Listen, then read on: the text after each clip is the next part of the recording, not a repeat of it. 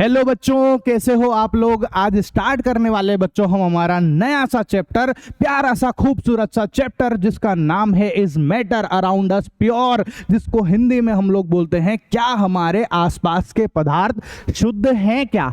तो बताओ यार, इस चैप्टर को शुरुआत करने से पहले नाम आ रहा है यहाँ पर पदार्थ, मैटर का नाम आ रहा है बच्चों। तो मैटर क्या होता है, सबसे पहले हमको मैटर को ही समझना पड़ेगा। तो पिछले जो चैप्टर था उसके अंदर मैंने आपको मैटर के बारे में सारी चीजें बताई थी। बस एक रिवीजन कराने के लिए मैं आपको बता दूं, मैटर हम उसको कहते हैं जो कि इस दुनिया की वो सारी चीजें जो कि स्पेस को ऑक्यूपाइड करती है, मतलब जिसका द्रव्यमान होता है और जो जगह घेरती है उसको हम लोग मैटर कहते हैं, उसको हम लोग पदार्थ कहते हैं बच्चों। ठीक है, ये पिछले चैप्टर में हम लोगों ने पढ़ रखा था, है ना, ये पता भी है हमको। ठीक है, अब कौन कौन है मैटर, जैसे कि हर चीज यार, हर दुनिया में हर चीज, ये हो गया हमारा रिमोट हो गया, ये पेन हो गया, ठीक है, डिजिटल बोर्ड हो गया, हर चीज जो भी आपको दिख रहा है, शक्कर, नमक, जो आप देख रहे हो ना, ठीक है, धूल मिट्टी, ये सब मैटर है बच्चों। सारी की सारी चीजें मैटर है, पदार्थ है। ठीक है, अब नॉर्मली जो मैटर है उसको हम दो कैटेगरी में बांटते हैं। एक होता है हमारा प्योर मैटर जिसको शुद्ध पदार्थ बोलते हैं, एक होता है बच्चों हमारा मिक्सचर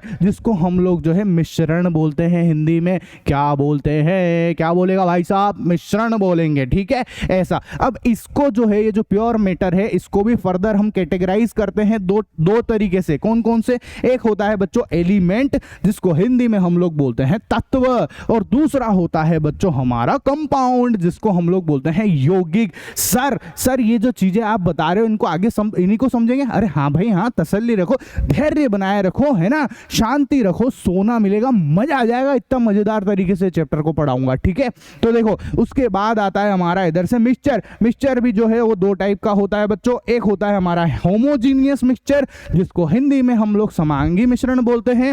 एक होता है बच्चों हेट्रोजीनियस मिक्सचर जिसको हम लोग विषमांगी मिश्रण बोलते हैं। ठीक है, तो भाई साहब आपके सामने जो प्यारे प्यारे खूबसूरत से जो नाम आ रहे हैं, अब इन्हीं सब नामों को जो है हमको इस चैप्टर के अंदर पढ़ना है, इन्हीं सबको हमको समझना है बच्चों। आई बात समझ में, मतलब हम इस पूरे चैप्टर में क्या पढ़ने वाले हैं, मैंने आपको एक पूरा ओवरव्यू दे दिया है बच्चों। ठीक है, हम सबसे पहले जो है इसको पढ़ेंगे, फिर इसके बाद इन दोनों भाई साहब को पढ़ेंगे, फिर इसको पढ़ेंगे, फिर इनके इन दोनों भाई साहब को पढ़ेंगे बच्चों। ठीक है, तो स्टार्ट करते हैं। सबसे पहले भाई साहब हम प्योर से स्टार्ट करते हैं। प्योर किसको बोलते हैं? ठीक है, अब आप बताओ यार, आप बाजार के अंदर गए होंगे, बाजार में जब आप किराने की दुकान पर जाते हो तो वहां पर आप देखते हो कि बहुत सारी चीजों के आगे लिखा हुआ होता है प्योर, शुद्ध। ठीक है, जैसे घी का डब्बा है तो इस पे लिखा हुआ है शुद्ध घी, शुद्ध देशी घी। बोला आप सबने देखे कि नहीं देखेंगे? ठीक है, तो हम शुद्ध किसको बोलते हैं बताओ यार, हमारे हिसाब से हम शुद्ध किसको बोलते हैं? हम शुद्ध उसको बोलते हैं जिसके अंदर कोई मिलावट नहीं की गई हो, जिसमें कोई एडल्ट्रेशन नहीं किया गया हो बच्चों, उसको हम लोग क्या बोलते हैं? शुद्ध बोलते हैं, प्योर बोलते हैं बच्चों। ठीक है, ऐसा। लेकिन जो वैज्ञानिक लोग होते हैं वो शुद्ध इस तरीके से नहीं बोलते हैं। हम तो क्या बोलेंगे सिंपल कि हाँ भैया ये मिलावट नहीं थी इसलिए, है ना। वैज्ञानिक लोगों का कुछ अलग ही फंडा चलता है। ठीक है, वो शुद्ध किसको बोलते हैं ध्यान से समझना, है ना। देखो एक और एग्जांपल बताता हूं मैं आपको। जैसे समझो मेरे पास में जो है ये दूध है, ठीक है, एक गिलास के अंदर मैं दूध डाल देता हूं। अब मैं बोल रहा हूं ये दूध शुद्ध है बच्चों। ठीक है, कैसे पता चल रहा है? ऐसे समझो कि भैया शुद्ध का पता लगाने के लिए मेरे को क्या किसी पे भरोसा नहीं है दुनियादारी पे। ठीक है, तो मैंने क्या करा, खुद ने ही गाय भैंसे पाल ली।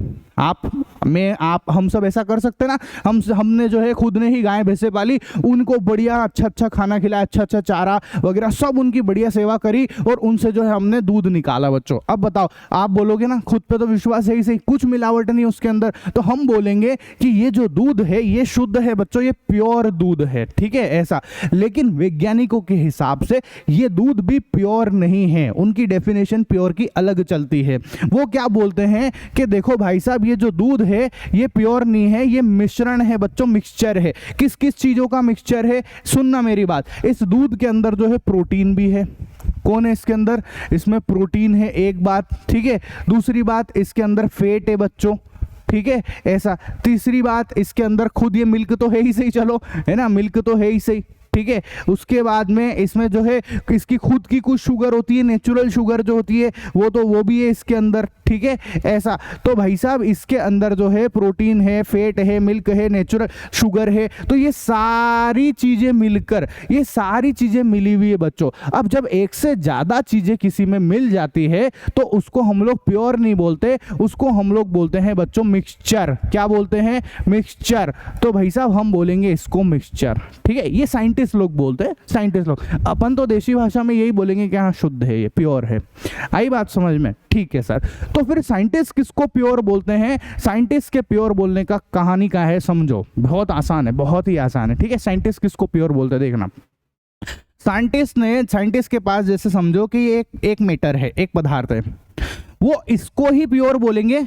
क्यों बोल रहे हैं इसको प्योर? क्योंकि जब वो इसके पार्टिकल को देखते हैं बच्चों, है ना, जब वो इसके कणों को देखते हैं तो इसके जो पार्टिकल्स है वो सारे के सारे एक जैसे दिखाई देते हैं बच्चों, ठीक है। एक जैसे पार्टिकल्स होते हैं और उनकी जो केमिकल प्रॉपर्टीज होती है, उनके जो नेचर है वो सब के सब एक जैसे होते हैं, ठीक है। ऐसा तो ऐसी चीजें, ऐसा मैटर जिनके पार्टिकल्स जो है, जिनके जो कण है वो बिल्कुल प्रकृति में एक समान हो, जिनकी रासायनिक प्रकृति एक जैसी हो, जिनका केमिकल नेचर एक जैसा हो, है ना, सब बिल्कुल डिक्टो एक जैसे हो सारे के सारे, ठीक है। एक ही गुणधर्म, एक टाइप की ही प्रॉपर्टीज को वो प्रदर्शित करे, ठीक है, उसको हम लोग बोलते हैं प्योर। उसको हम क्या बोलते हैं? प्योर बोलते हैं बच्चों, शुद्ध बोलते हैं, ठीक है। तो एग्जाम में हमको जो डेफिनेशन लिखनी है वो यही वाली लिखनी है ना। एग्जाम के अंदर जो पूछा जाता है आपसे वो यही पूछा जाता है, ठीक है। ऐसा अब जो भी मैंने आपको समझाया है उसको आप आराम से तसल्ली के साथ धीरे धीरे पढ़ेंगे तो आपने को सारी चीजें समझ में आ जाएगी बच्चों, है ना। ध्यान से सुनना क्या बोला। सबसे पहला point, when a scientist says that something is pure it means that all the constituent particles of that substance are the same in their chemical nature, ठीक है। मतलब उसके अंदर के जितने भी पार्टिकल्स है उनका जो केमिकल नेचर है वो सेम होगा बच्चों। उनकी रासायनिक प्रकृति जो है ना, वो सब एक समान होगी। उन सभी कणों की रासायनिक प्रकृति एक समान होगी बच्चों, ठीक है। आपके खातिर मैंने इंग्लिश और हिंदी दोनों इसीलिए लिख रखी है। मेरे को पता है जो इंग्लिश मीडियम में पढ़ते हैं बच्चों, उनको जब वो इंग्लिश मीडियम की चीजें देखते हैं ना, ये इंग्लिश मीडियम वाली, तो उनके बहुत सारे इंग्लिश के वर्ड समझ नहीं पड़ते हैं, तो उनकी ही हेल्प करने के लिए मैंने बगल में हिंदी भी लिख रखी है, ठीक है। ऐसा, और हिंदी मीडियम वाले बच्चों का काम तो हो ही रहा है ना। हिंदी के साथ साथ उनको भी क्या फायदा है, उनको भी अंग्रेजी के 4 शब्द सीखने को मिल जाएंगे। भाई साहब अंग्रेजी बहुत जरूरी है, अरे है कि नहीं है? बहुत जरूरी है आज की तारीख में। तो दोनों मीडियम के बच्चों का फायदा हो रहा है एक साथ, और क्या लो यार, है कि नहीं? अरे बोलते ना वो एक तीर से 2 शिकार, तो सोचो यार डबल फायदा, ठीक है। डबल धमाका ऑफर चल रहा है यहाँ पर, ठीक है। ऐसा ऑफर से याद आया, अगर आप लोगों को जो बच्चों है ना, आप क्लास 9th में पढ़ते हो, ठीक है, क्लास 9th के बच्चों को अगर आपको जो है नोट्स चाहिए बच्चों, है ना, इनके जो प्रिंटेड नोट्स अगर आपको चाहिए तो ये जो नोट्स है ना, ये मैं आपको फ्री ऑफ कॉस्ट प्रोवाइड करता हूं बच्चों, ठीक है। कलरफुल नोट है, बिल्कुल कलरफुल नोट्स है बच्चों, सारे के सारे देख लो आप, ठीक है। ऐसा कलरफुल नोट्स है, इन सारे चैप्टर वाइज नोट्स है बच्चों। ये एक तरफ इंग्लिश लिखी हुई है, एक तरफ हिंदी लिखी हुई है बच्चों, ठीक है। ऐसा एक तरफ इंग्लिश, एक तरफ हिंदी लिखी हुई है, इसी तरीके से लिखी हुई है। तो ये किनको मिलते हैं? ये बिल्कुल फ्री ऑफ कॉस्ट है बच्चों। लेकिन ये मिलते किसको हैं? जो हमारे पे से कोचिंग पढ़ता है, जो हमारे से पढ़ता है बच्चों, जिसने हमारी लाइव क्लासेस ज्वाइन कर रखी है, उनको ये नोट्स मिलते हैं बच्चों, ठीक है। हमारी जो लाइव क्लास है उसकी जो प्राइस है बच्चों सिर्फ और सिर्फ 999 रुपए है पूरे साल भर की। ईयरली फीस बता रहा हूं मैं आपको, है ना, जिसमें मैं आपको दोनों सब्जेक्ट पढ़ाऊंगा। मैं आपको मैथ्स भी पढ़ाऊंगा और मैं आपको साइंस भी पढ़ाऊंगा बच्चों। दोनों ही सब्जेक्ट आपको पढ़ाए जाएंगे, जिसके अंदर आपको जो है हम लोग है ना लाइव क्लासेस देंगे। लाइव क्लासेस के साथ साथ रिकॉर्डेड लेक्चर भी देंगे, ताकि आप चाहे जितनी बार रिवीजन कर सको, ठीक है। उसके अलावा जो है मैं आपको पीडीएफ दूंगा नोट्स की, और नोट्स के जो है सारे प्रिंट करा के प्रिंटेड नोट्स भी मैं आपको दूंगा, आपके घर पे कोरियर करके पहुंचा दूंगा।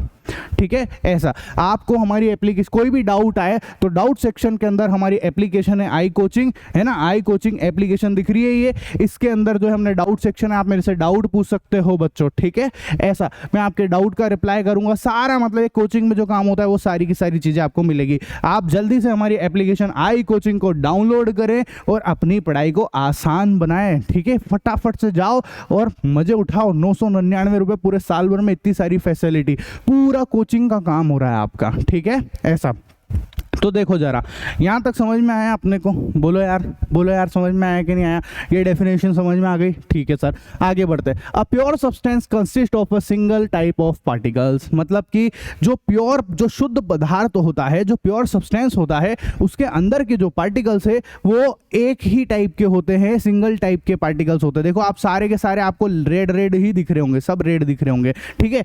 कोई अलग कलर का दिख रहा है क्या? अलग कलर का अगर मैं यहाँ पे बना देता ऐसे, तो भैया ये जो है फिर प्योर सब्सटेंस नहीं कहलाता, ये कहलाता बच्चों हमारा मिक्सचर। क्या कहलाता? मिक्सचर कहलाता।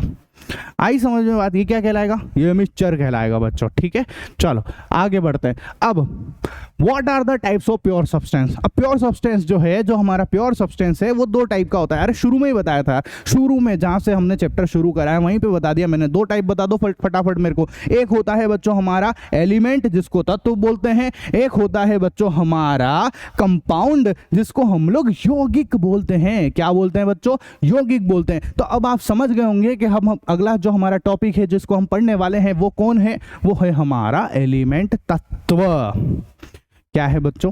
तत्व, ठीक है। एलिमेंट देख लेना, किसको बोलते हैं एलिमेंट? ध्यान से सुनना, ठीक है। पहले थोड़ी बहुत रामायण है, किसने खोजा था, किसने बताया था, किसने क्या करा था, कोई नहीं पूछता है ये सब चीजें, कोई नहीं पूछता है। पूछेंगे क्या वो तो मैं बता ही रहा हूँ आपको, ठीक है। लेकिन थोड़ी बहुत हिस्ट्री जान लेना चाहिए, है ना। साइंस में हिस्ट्री घुसेड़ देते मेरे को भी पसंद नहीं आती है, ठीक है। तो क्या बोला सबसे पहले? रॉबर्ट बॉयल एक साइंटिस्ट थे, मैं दिखा देता हूँ आपको उनका थोबड़ा, है ना, उनकी शक्ल देख लो आप। ये रहा भैया एक साइंटिस्ट है जिनका नाम है रॉबर्ट बॉयल, ठीक है। प्रणाम कर लेना, है ना। ऐसा ध्यान से देखो, इन्होंने ही बताया अपने को। क्या क्या बताया? Robert Boyle was the first scientist to use the term element in 1661, ठीक है। रॉबर्ट बॉयल जो है एक साइंटिस्ट थे जिन्होंने जो है सबसे पहले इस टर्म को यूज करा था, जिसका नाम था एलिमेंट। मतलब नाम लिया था भाई साहब उन्होंने कि हाँ एलिमेंट, इस चीज का नाम सबसे पहले इन्होंने ही बताया था, ठीक है। ऐसा फिर दूसरे साइंटिस्ट आए जिनका नाम है बच्चों एंटोनी लॉरेन लवाज़िए। अरे बाप रे बाप, नाम ही बहुत खतरनाक है, ठीक है। एंटोनी लॉरेन लवाज़िए, है ना।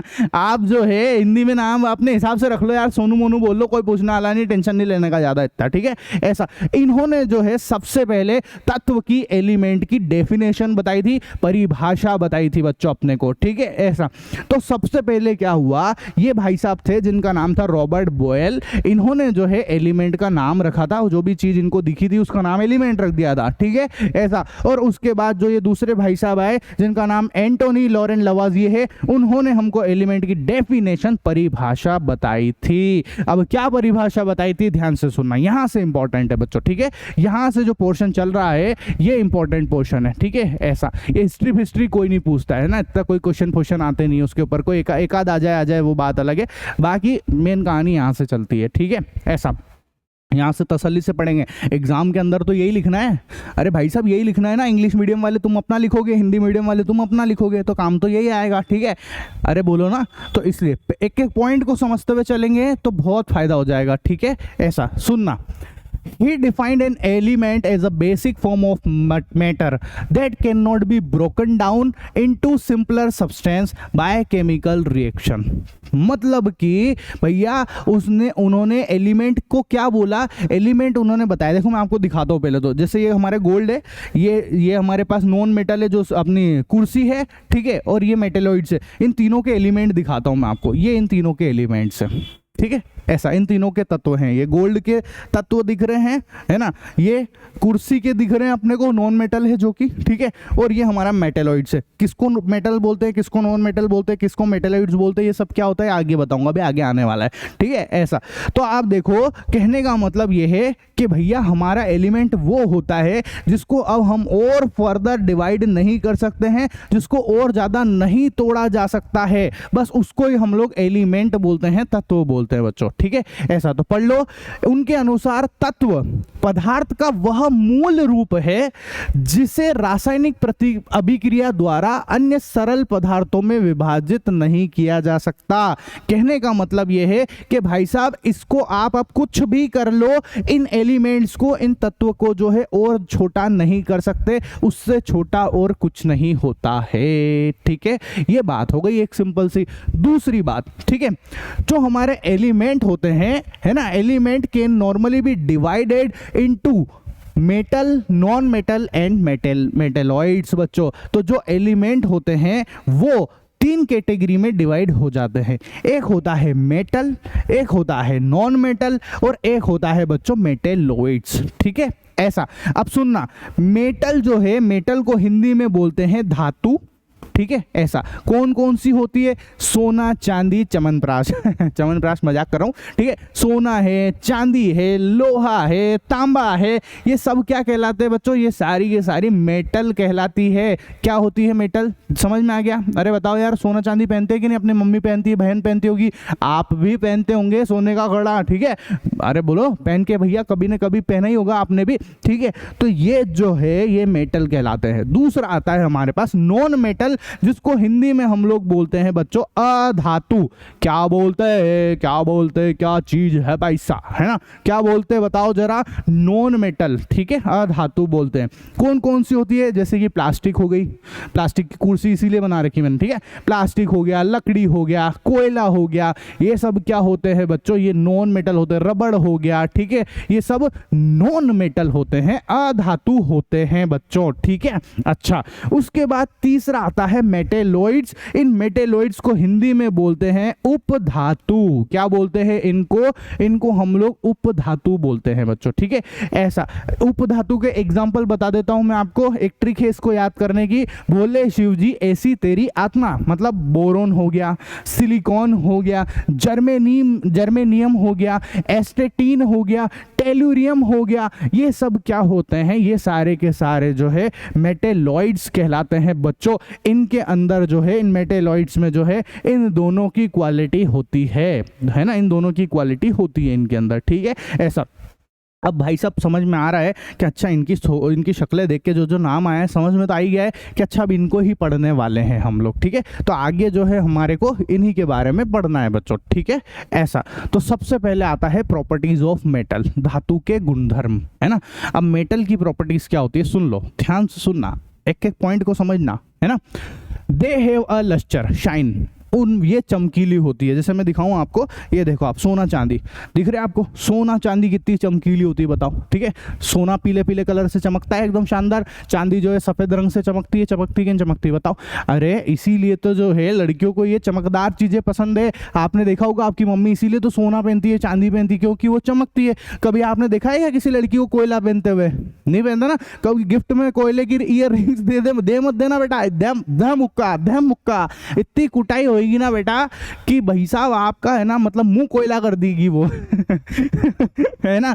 आया समझ में? तो भाई साहब ये जो सोना चांदी है ना, ये क्या होते हैं? ये मेटल है, धातु है, और ये चमकीली होती है। तो एक बात समझ में आ गई है सर कि जो मेटल होती है वो चमकीली होती है, लस्टर होता है उनमें। ठीक है, अच्छा। दूसरा point, they have silvery grey and golden yellow colour. ये मैंने बता दिया आपको, इनका या तो गोल्डन येलो कलर होता है या सिल्वरी ग्रे कलर होता है। जैसे आप लोहे को देखोगे तो थोड़ा ग्रेइश टाइप का मिल जाएगा अपने को, है ना, ऐसा। उसके बाद they are ductile, can be drawn into wires, है ना। ये जो है भैया, इनको जो है हम इनसे वायर बना सकते हैं, इनके तार बना सकते हैं पतले पतले। देखो आप, सोने के तार बनते हैं, चांदी के तार बनते हैं सर, तार बन जाते हैं सर। तार कहाँ? अरे हाँ, कान की बालियां जो होती है वो क्या होती है बताओ? तार ही तो है, वो तार ही तो हैं। ठीक है, तो इनसे हम लोग जो है तार बनाते हैं बच्चों। ठीक है, ऐसा। तो क्या बोलते हैं? ये तन्य होती है और इनको तार के रूप में खींचा जा सकता है।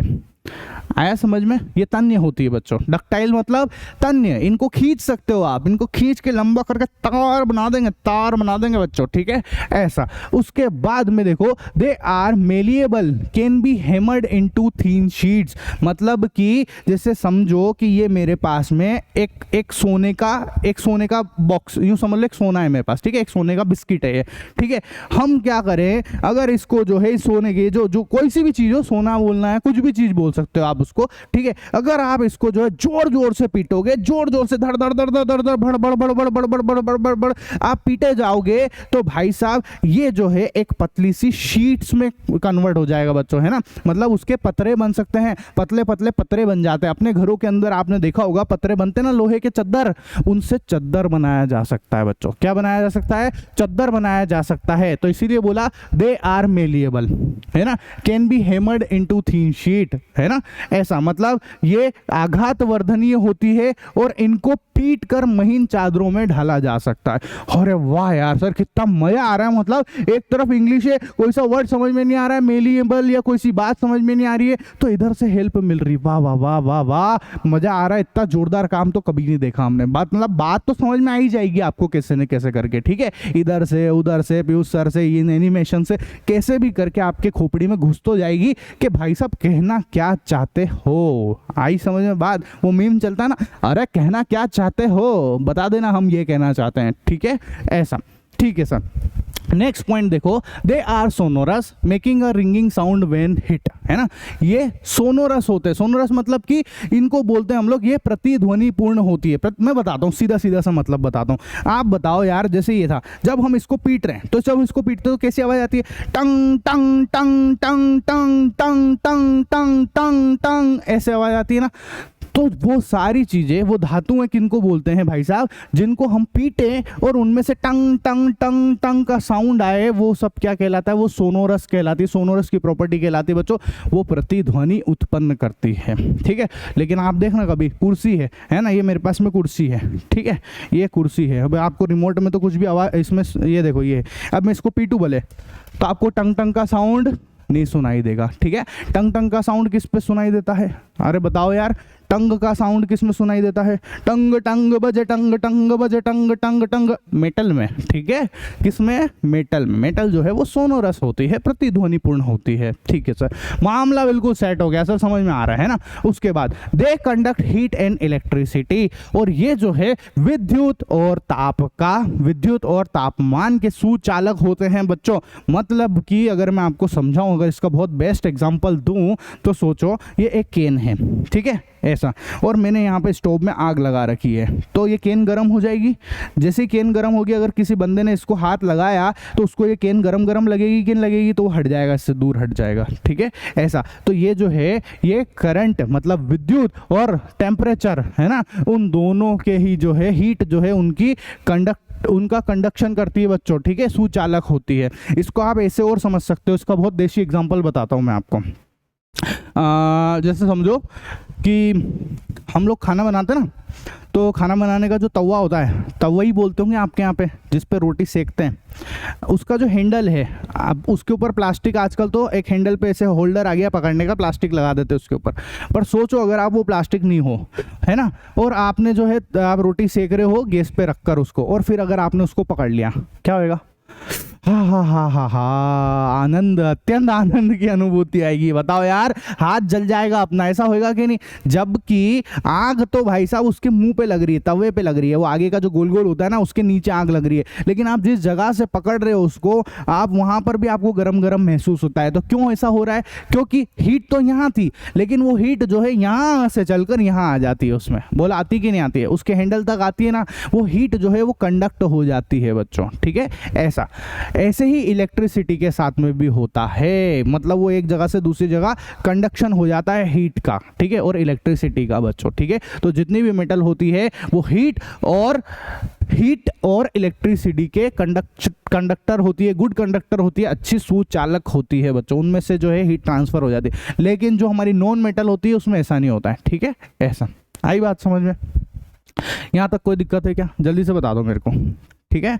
तो जो जो मैंने बताया वो सब यहाँ पर लिखा हुआ आया। क्या लिखा हुआ है पढ़ो। Example of metals are gold, silver, copper, iron, है ना, सोडियम, पोटेशियम, सब के सब है। दिखाऊं क्या आपको, सबको दिखा भी देता हूँ। देखो ये है भैया हमारा गोल्ड। कौन है ये गोल्ड है, ठीक है। लेके मत भाग जाना यहाँ से, बहुत महंगा है, ये बहुत महंगा चल रहा है अभी इसका भाव, ठीक है ऐसा। उसके बाद जो है ये हमारा सिल्वर है जिसको चांदी बोलते हैं। ये है हमारा आयरन, लोहा, ठीक है। और ये है हमारा सोडियम, ठीक है, बहुत धमाकेदार है। गलती से इसको पानी में जो डाल दिया तो धुआं धू धू धू करके जल जाएगा। इतना खतरनाक, बहुत डेंजर आइटम है भाई साहब ये, है ना ऐसा। लैब वेब में ज़्यादा छेड़खानी मत करना सोडियम के साथ में, पहले ही बता दूं आपको, ठीक है। उसके बाद में जो है हमारे पास ये है पोटेशियम, है ना। पोटेशियम जो है ये भी क्या होता है बच्चों, ये सारी की सारी जो है ये मेटल कहलाती है, धातु कहलाती है। और फिर एक और होता है पारा। पारा बच्चों, पारो नहीं बोल रहा हूं मैं, देवदास की पारो नहीं बोल रहा हूं मैं, पारा बोल रहा हूं बच्चों, मरकरी। पारा को इंग्लिश में बोलते हैं मरकरी बच्चों, ठीक है। गर्मी के दिनों में पारा जो है 45 डिग्री पहुंचा, है ना। सर्दी के अंदर जो है पारा तापमान जो है वो 16 डिग्री हो गया, 14 डिग्री हो गया, 5 डिग्री हो गया, ठीक है। तो गर्मी में हम बोलते ना, अखबारों में दे खबरें आती रहती है, गर्मी में पारा 45 डिग्री हुआ, तो वो वही पारा है भाई साहब। इस पारे को जब हम लोग किस में भर देते हैं, थर्मामीटर में भर देते हैं, तो भाई साहब उस समय जो ये गर्मी का नापने के कितनी गर्मी है वो बताने के काम में आता है। ये मरकरी होता है बच्चों, ठीक है ऐसा। आया समझ में, बताओ यार, ठीक है ऐसा। लेकिन ये जो मरकरी है ना, ये एक एक्सेप्शन है, अपवाद है। क्या है ये, रूम टेम्परेचर जो है, जो रूम टेम्परेचर है, ये होता तो ये मेटल ही है। तापमान ये जो है ना, ये है तो धातु, लेकिन कमरे के तापमान पर, रूम टेम्परेचर पे जो है बच्चों, ये लिक्विड फॉर्म में रहता है ना। ये कैसे रहता है, ये द्रव रहता है बच्चों, लिक्विड फॉर्म में रहता है, ये लिक्विड होता है बच्चों, ठीक है। तो आपसे एक क्वेश्चन पूछा भी जा सकता है कि वो कौन सी मेटल है जो रूम टेम्परेचर पर, है ना, लिक्विड फॉर्म में रहती है। तो ध्यान रखना वो है पारा। कौन है, पारा, ठीक है, पारंपारा, है ना ऐसा। बताओ कोई तकलीफ, यहां तक कोई तकलीफ है किसी को, जल्दी से बता देना। आया समझ में, ठीक है। अब हम लोग पढ़ेंगे नेक्स्ट वीडियो के अंदर अधातु बच्चों, ठीक है। क्या पढ़ेंगे, नॉन मेटल्स को पढ़ेंगे बच्चों, ठीक है। अगर आपको मेरा वीडियो पसंद आ रहा हो, है ना, तो मेरे चैनल को जो है सब्सक्राइब कर लेना बच्चों, ठीक है। दिल से सब्सक्राइब करना और अपने दोस्तों को भी बता देना, उनको उनके साथ शेयर भी कर लेना। और मेरी इंस्टाग्राम आईडी है आई कोचिंग, उस पर जाके मेरे को फॉलो भी कर लेना, ठीक है। और आपको लाइव क्लासेस वगैरह चाहिए तो जल्दी से जाओ यार, है ना, हमारी एप्लीकेशन को डाउनलोड करो। 999 रुपए में मैथ्स और साइंस दोनों ही पढ़ो, मजेदार तरीके से अपनी तैयारी करो बच्चों, मजा आ जाएगा आपको, ठीक है। तो मिलते हैं हम लोग नेक्स्ट वीडियो के अंदर, तब तक के लिए टाटा बाय बाय। अब बारी आती है बच्चों नॉन मेटल्स की, जिसको हम लोग बोलते हैं अधातु। क्या बोलते हैं इसको, अधातु बोलते हैं, नॉन मेटल्स बोलते हैं। तो जो मेटल्स है उसकी जस्ट अपोजिट होती है, एक तो ये बिल्कुल उल्टी होती है उसकी, है ठीक है ऐसा। इसकी प्रॉपर्टी और मेटल की प्रॉपर्टी बिल्कुल अलग अलग है, ठीक है ऐसा। तो क्या बोला, they display a variety of colours, ठीक है। ये बहुत सारे अलग अलग रंगों की होती है। जैसे आप कुर्सियों को ही देख लो, ठीक है। कुर्सी एक प्लास्टिक है, प्लास्टिक एक नॉन मेटल होता है बच्चों, अधातु होता है, ठीक है ऐसा। अब प्लास्टिक जो अलग अलग कलर का हो सकता है, लाल, काला, पीला, नीला, हरा, बहुत सारे कलर हो सकते हैं इसके अंदर, ठीक है ऐसा।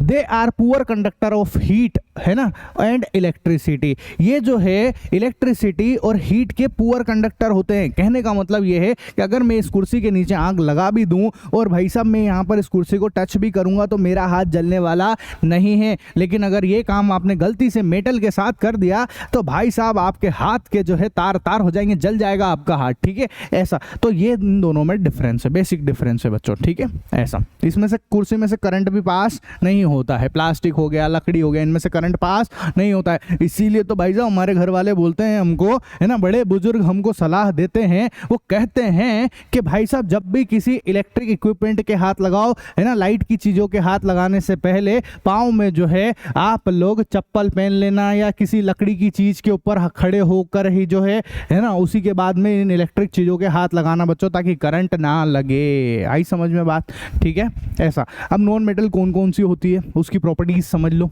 ठीक है, कौन कौन सी है ध्यान से देख लो। एग्जाम्पल बता देता हूँ कौन कौन सी है। एक तो जितनी भी गैसेज होती है वो सब नॉन मेटल होती है, जैसे क्लोरीन हो गया, है ना, ब्रोमीन हो गया, आयोडीन हो गया, ठीक है, कोयला हो गया, ये सब क्या है, ये नॉन मेटल के एग्जाम्पल है बच्चों, ठीक है। हाइड्रोजन गैस हो गई, ऑक्सीजन हो गया, ये सब नॉन मेटल के एग्जाम्पल है, ठीक है। ये सारे के सारे नॉन मेटल है ना। और दे आर नॉट लस्टरस, है ना, सोनोरस एंड मेलिएबल। ये चमकीली नहीं होती, लस्टर नहीं होता इनमें, कोई चमक नहीं होती है, ठीक है। जैसे सोना चांदी चमकते हैं ऐसी चमकती है क्या? ऐसे नहीं चमकती है, ठीक है।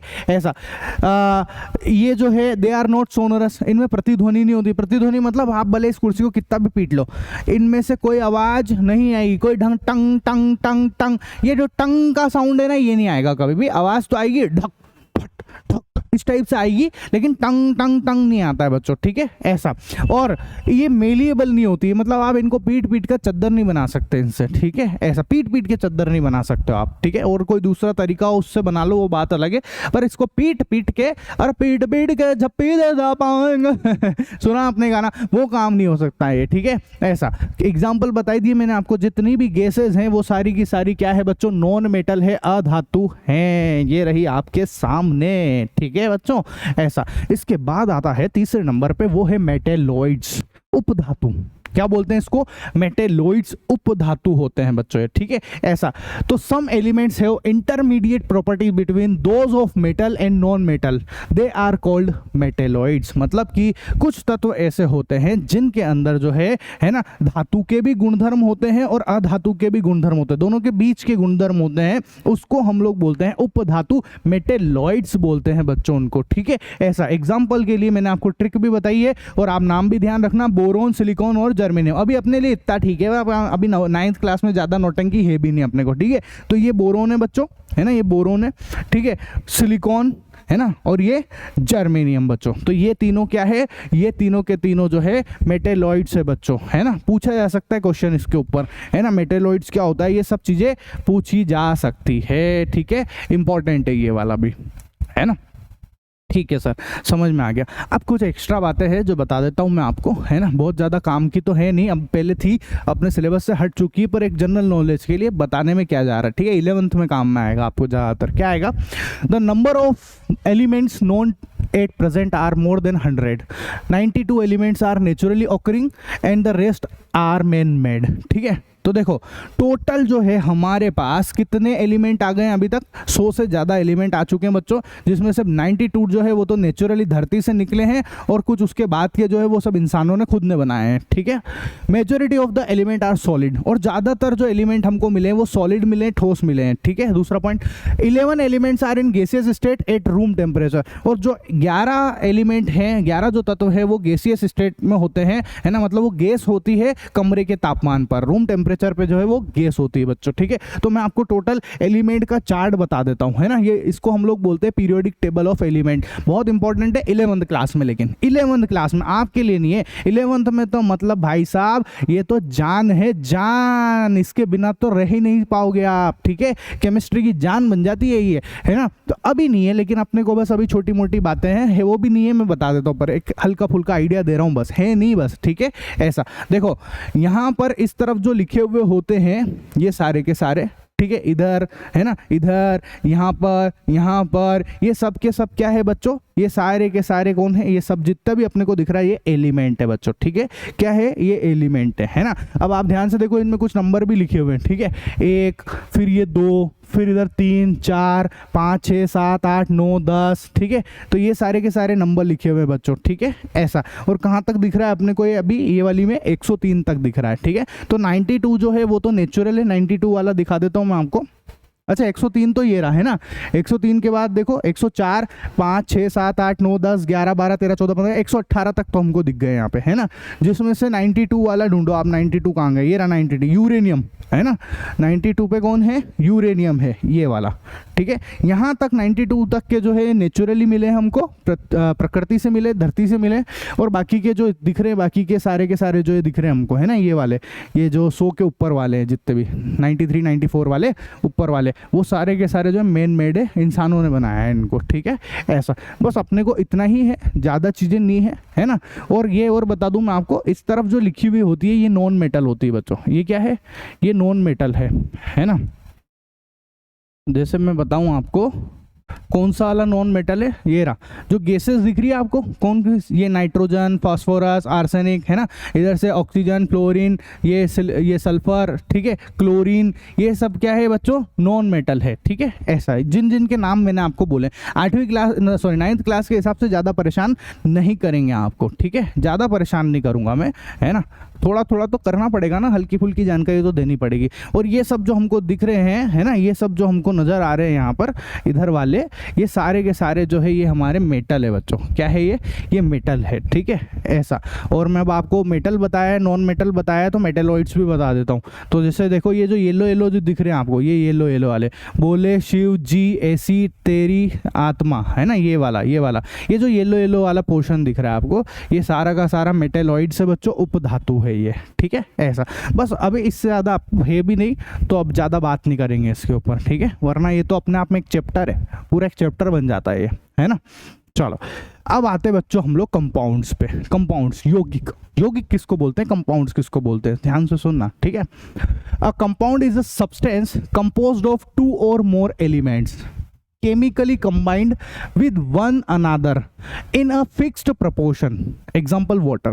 कहने का मतलब कंपाउंड वो होता है, यौगिक वो होता है जो कि 2 या 2 से ज़्यादा तत्वों, मतलब 2 या 2 से ज़्यादा एलिमेंट से मिलकर बना हुआ हो, ठीक है। जब 2 या 2 से ज़्यादा एलिमेंट आपस में मिलते हैं, ठीक है, तो एक कंपाउंड बनता है बच्चों। क्या बनता है? एक कंपाउंड बनता है। एग्जाम्पल के लिए जैसे कि ये वाटर, जैसे कि ये वाटर बच्चों, वाटर क्या है? ये एक कंपाउंड है, एक यौगिक है। लेकिन यहाँ पर एक इंपॉर्टेंट बात है, मोस्ट इंपॉर्टेंट बात है। क्या? सुनना। हम सब ने इतना तो पढ़ रखा है कि जो वाटर होता है उसका जो फॉर्मूला है वो ये होता है बच्चों, ठीक है, ये तो अपने को आता ही है, ये वाटर है ना, पानी है ये, ठीक है। अब सुनो, ये जो वाटर है ये कितने कंपाउंड से मिलकर बना हुआ है? तो आप देखोगे कि सर ये 2 हाइड्रोजन है ना, इसमें 2 तो हाइड्रोजन है और 1 ऑक्सीजन है। तो ये 2 हाइड्रोजन दिख रहे, ये उड़ भी रहे हैं यहाँ पे, है ना, ये समझाने के लिए कर रखी सारी नोटंकी मैंने।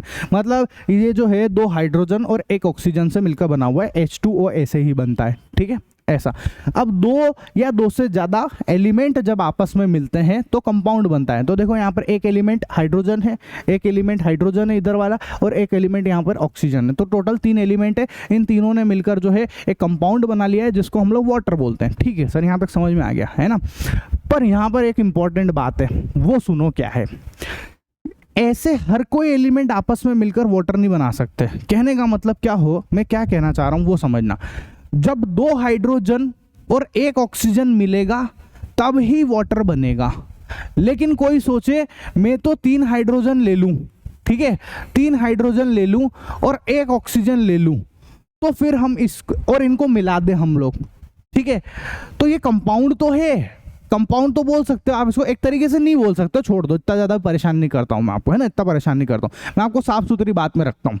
जैसे मान लो 3 हाइड्रोजन ले लिया मैंने और 1 ऑक्सीजन ले लिया, तो फिर हम लोग जो है ना, ये एक फिक्स प्रोपोर्शन में नहीं आया है ना, ये एक फिक्स तरीके से नहीं जुड़ रहा है बच्चों। मतलब हम इसको वाटर नहीं बोलेंगे, क्या नहीं बोलेंगे, इसको वाटर नहीं बोलेंगे। वाटर किसको बोलेंगे हम लोग? जिसमें 2 हाइड्रोजन और 1 ऑक्सीजन होगा, उसी को हम लोग वाटर बोलते हैं बच्चों, ठीक है। इनका एक फिक्स प्रोपोर्शन है, मतलब कि हाइड्रोजन और ऑक्सीजन का प्रोपोर्शन क्या है? 2:1 का है, मतलब 2 तो हाइड्रोजन है और 1 ऑक्सीजन है, तो एक फिक्स प्रोपोर्शन में 2:1 में ही होना चाहिए, उसी को हम लोग बोलते हैं बच्चों वाटर, है ना। लेकिन ये जो 3:1 वाला काम है, इसको हम लोग वाटर नहीं बोलेंगे, इसको वाटर नहीं बोलेंगे हम लोग, ठीक है, ऐसा। तो क्या क्या एग्जांपल है बताओ जरा। कंपाउंड के कितने सारे एग्जांपल दे रखे हैं, जैसे पानी हो गया, है ना, नमक हो गया, कार्बन डाइऑक्साइड हो गया, एल्कोहल हो गया, ठीक है।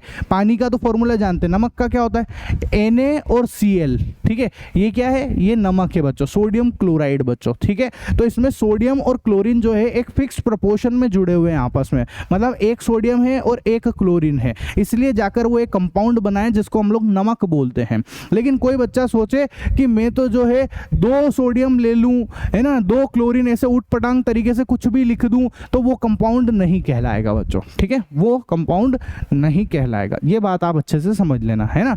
ऐसे ही जो कार्बन डाइऑक्साइड है उसकी क्या खासियत है, उसका फॉर्मूला देखो आप, CO2, मतलब कि एक कार्बन और 2 ऑक्सीजन। तो कार्बन और ऑक्सीजन का जो रेशियो है वो क्या है, कार्बन 1 है और ऑक्सीजन 2 है बच्चों। तो ये कार्बन डाइऑक्साइड है, ये कंपाउंड बन गया है यहाँ पर, ठीक है। लेकिन आप कुछ भी उल्टा सीधा लोगे, इसके अंदर CO3 लिख दिया, मान लो आपने ये CO3 लिख दिया, तो ये कंपाउंड नहीं है बच्चों, ठीक है। ऐसा मतलब कार्बन डाइऑक्साइड नहीं है, ये क्या नहीं है, ये कार्बन डाइऑक्साइड नहीं है बच्चों, ये कुछ और कहलाता है फिर उस समय, ठीक है। ऐसा आई समझ में बात, छोटा मोटा आपको आइडिया लग गया होगा कि हाँ ठीक है सर, है ना।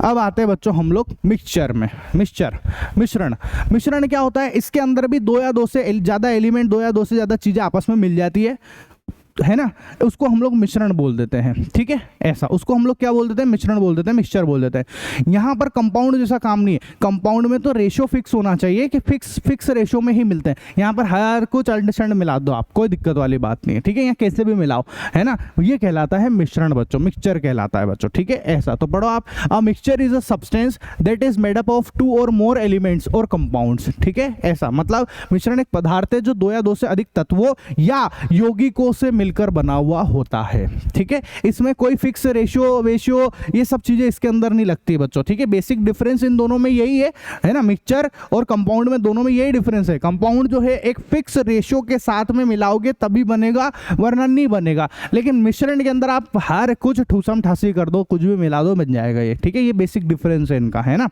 पूछा भी जाता है एग्जाम में। तो कौन कौन से एग्जाम्पल देख लो, है ना, मिक्सचर के एग्जाम्पल क्या क्या है, जैसे कि सारी जो गैसेस है ना, वो जैसे एयर हो गया, ठीक है, ऑक्सीजन है, नाइट्रोजन है ना, ऑर्गन है, कार्बन डाइऑक्साइड है, वाटर है, वेपर है, ब्लड है, एक्सेट्रा, ये सब के सब मिक्सचर के एग्जाम्पल है बच्चों, ठीक है। ये सब मिक्सचर के एग्जाम्पल है। ब्लड, जो हमारा जो ब्लड है ना, वो भी एक मिक्सचर का एग्जाम्पल है बच्चों, ठीक है। जैसे अगर मैं आपको और सादे तरीके से बताऊं तो आप मैं एक पानी का ग्लास ले लेता हूँ, है ना, ये एक पानी का ग्लास लिया मैंने, मेरे पास एक पानी का ग्लास है, ठीक है। प्यास भी बड़ी लग रही थी, 1 मिनट पी लेता हूँ। वाह वाह वाह वाह सर वाह, कोई शक तो नहीं है, पानी पी रहा हूँ, है ना, और कुछ ना क्या सर, कुछ और पी के पड़ा तो नहीं रहा हूँ, पानी भाई साहब, आप भी पी लो, तसल्ली हो जाएगी, थोड़ी गर्मी बहुत है ना।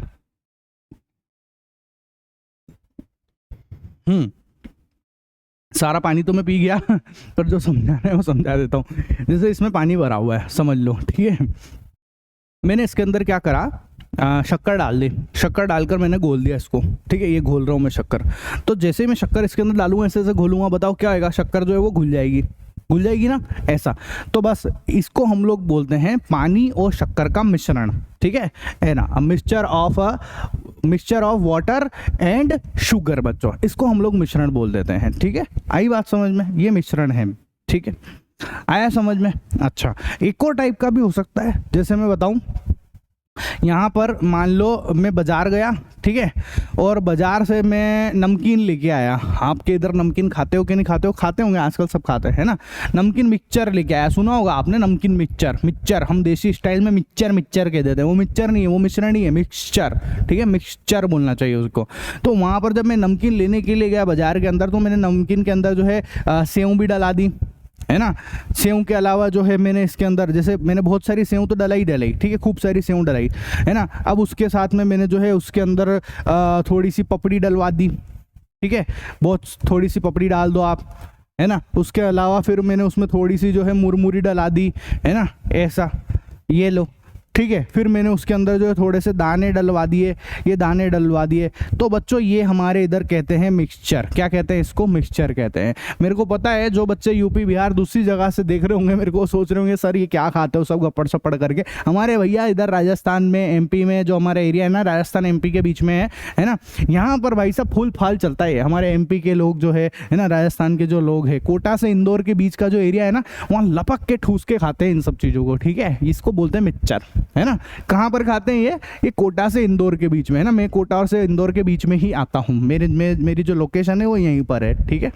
ऐसा चटपटा खाने के शौकीन है इधर के लोग ज़्यादा, है ना। तो आया समझ में, है ना। ये होता है हमारा मिक्सचर बच्चों, ठीक है। अब देखो इसका एक और एग्जांपल है, जैसे हमारा जो ब्लड है, खून, ठीक है। खून खून ये जो खून है बच्चों, ये जो ब्लड है, ठीक है, ये ब्लड जो है ये मिक्सचर होता है बच्चों। किस किस चीज़ का मिक्सचर है, इसमें क्या क्या होता है? तो इसके अंदर देखो आपको ये जो लाल लाल दिख रहे हैं ये आरबीसी है बच्चों। मैं नाम बता देता हूँ आपको, ठीक है। आरबीसी होती है रेड ब्लड कॉर्पसेल्स, मतलब कि रेड ब्लड सेल भी बोल दो, लाल रक्त कणिकाएं, ठीक है। फिर देखो आपको जो व्हाइट व्हाइट जाते हुए दिख रही है डब्ल्यूबीसी है, व्हाइट ब्लड सेल्स, है ना, श्वेत रक्त कणिकाएं। उसके बाद इसमें प्लेटलेट्स होती है बच्चों। क्या होती है? प्लेटलेट्स होती है, बिम्बाणु बोलते हैं इसको, प्लेटलेट्स। स्पेलिंग कुछ गलत लिख दूं तो माफ कर देना, ठीक है। ऐसा मेरा ध्यान इस समय सिर्फ आपको पढ़ाने के ऊपर ही है इसलिए, है ना। तो प्लेटलेट्स जो है, ठीक है, LATES आएगा, सॉरी, हाँ प्लेटलेट्स, बिम्बाणु, है ना, ये भी होता है। तो देखो एक से ज़्यादा चीज़ें मिल गई यहाँ पर, है ना, और अंडरस्टैंड अपने अपने हिसाब से मिल रहती है, कोई ऐसा फिक्स प्रोपोर्शन नहीं होता है। इसलिए इसको हम लोग क्या बोलते हैं बच्चों? मिश्रण बोलते हैं, मिक्सचर बोलते हैं, ठीक है सर। समझ में आ गया सर? मज़ा आ रहा है सर? बिल्कुल, आपने तो खून को दिखा दिया। अरे भाई साहब बिल्कुल दिखा देंगे अपन, ठीक है। ऐसा आया समझ में? तो मिक्सचर की क्या डेफिनेशन है ये भी समझा दी मैंने आपको, सारी चीज़ें बता दी। और एग्जांपल देख लो, जैसे हमारी दुनिया के अंदर जो है बहुत सारी चीज़ें हैं, है ना। जैसे आपको जो है खूब सारी जो है यहाँ पर जो पानी दिख रहा है आपको, समुद्र का जो पानी दिख रहा है, उस समुद्र के पानी के भी एक मिक्सचर ही होता है बच्चों। उसके अंदर बहुत सारे मिनरल्स होते हैं, पानी तो खुद है ही सही, उसमें और सारे मिनरल्स भी होते हैं, बहुत सारी चीज़ें उसके अंदर मिली हुई रहती है बच्चों। जैसे उसमें नमक मिला हुआ है, ठीक है, उसमें बहुत सारी गैसेज मिली हुई है, तो वो भी क्या है? एक मिश्रण ही, एक मिक्सचर ही है। ऐसे आप धूल मिट्टी देखोगे अपने आसपास, तो धूल मिट्टी के अंदर भी अलग अलग तरीके की चीजें मिली हुई रहती है, तो वो भी क्या है? एक मिक्सचर ही है बच्चों, ठीक है। आया समझ में? ठीक है, चलो अब आता है बच्चों, जो मिक्सचर है वो भी दो टाइप का होता है ना। ये शुरुआत में ही चार्ट बना दिया था मैंने, इसीलिए आपके लिए शुरू में ही बना दिया था, याद है आपको? शुरू में ही बनाया था। सबसे पहला जो टाइप है वो है होमोजीनियस मिक्सचर, है ना। होमोजीनियस मिक्सचर, जिसको हिंदी में बोलते हैं समांगी मिश्रण। क्या है डेफिनेशन? बड़ी सिंपल सी है। ऐसा मिश्रण, मैं आपको समझा ही देता हूँ। पानी लिया आपने, उसमें आपने जो है शक्कर डाली, घोल दिया, बताओ शक्कर पूरी घुल जाएगी? अरे घुलेगी कि नहीं घुलेगी? पानी के अंदर पूरी तरीके से घुल जाती है, एक में एक जान हो जाते हैं दोनों, पानी और शक्कर दोनों एक जान हो जाते हैं बच्चों, है ना। अब आप बताओ, क्या उस पानी में से जो आपने घोल दिया ना आपने, उसमें से अगर आप वापस शक्कर को बाहर निकाल सकते हो क्या? नहीं निकाल पाओगे। नॉर्मल मेथड से तो नहीं निकाल पाओगे, वो कुछ हम दूसरी चीजें करते हैं, उसके बारे में बातें नहीं करेंगे अपन। 9वीं के बारे में, 9th क्लास में पढ़ रहे हैं अपन, उतनी बात करेंगे, ठीक है। ऐसा मैं आपसे पूछूं कि भैया मैंने एक पानी लिया, उसमें शक्कर डाला, घोल दिया, गटगट गटगट गटगट, वो शक्कर उसके अंदर घुल गई है। अब आप बताओ, उस शक्कर को आप दोबारा से, क्या आप उसको देख भी पा रहे हो क्या? उस शक्कर को जो उसमें घोली है, उसको देख पा रहे हो क्या? आप नहीं देख पा रहे हो।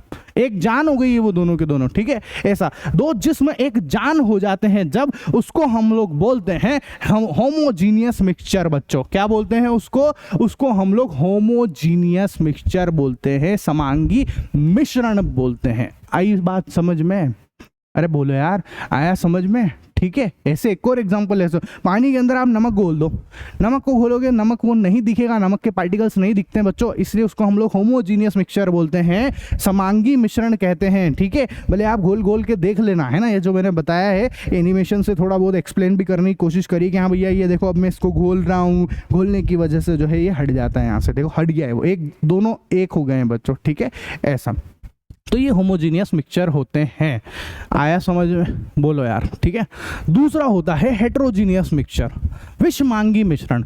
अब हेट्रोजीनियस क्या है? वही पानी का ग्लास लो, पानी भर लो उसके अंदर और मिट्टी डाल दो आप उसके अंदर, और मिट्टी को घोलो आप, जग जग जग जग जग जग जग जग जग जग। अरे बताओ यार, वो मिट्टी जो है क्या वो पानी में घुल जाएगी क्या? नहीं घुलेगी, नहीं घुलेगी, कभी भी नहीं घुलेगी, ठीक है। ऐसा, लेकिन वो मिश्रण तो है, वो मिक्सचर तो है, पर वो हेट्रोजीनियस मिक्सचर है बच्चों, ठीक है। वो दोनों में एक आ गया है, आप उनको अलग कर सकते हो, ठीक है। आप उनको जो है पानी पानी अलग कर सकते हो, और वो जो धूल मिट्टी है उनको अलग छान लो आप, और क्या है, फिल्टर कर लो, छान लो, अलग अलग हो जाएंगे दोनों के दोनों। तो आप उनको नॉर्मल तरीके से अलग कर सकते हो, नॉर्मल मेथड से अलग कर सकते हो। तो ऐसे को हम लोग बोलते हैं हेट्रोजीनियस मिक्सचर। क्या बोलते हैं? विषमांगी मिश्रण बोलते हैं बच्चों, ठीक है। एग्जाम्पल के लिए, जैसे शक्कर पड़ी हुई, उसमें बालू रेत डाल दो, रेत डाल दो आप उसके अंदर, तो शक्कर और रेत का जो मिश्रण है वो क्या कहलाएगा? विषमांगी मिश्रण कहलाता है बच्चों, ठीक है।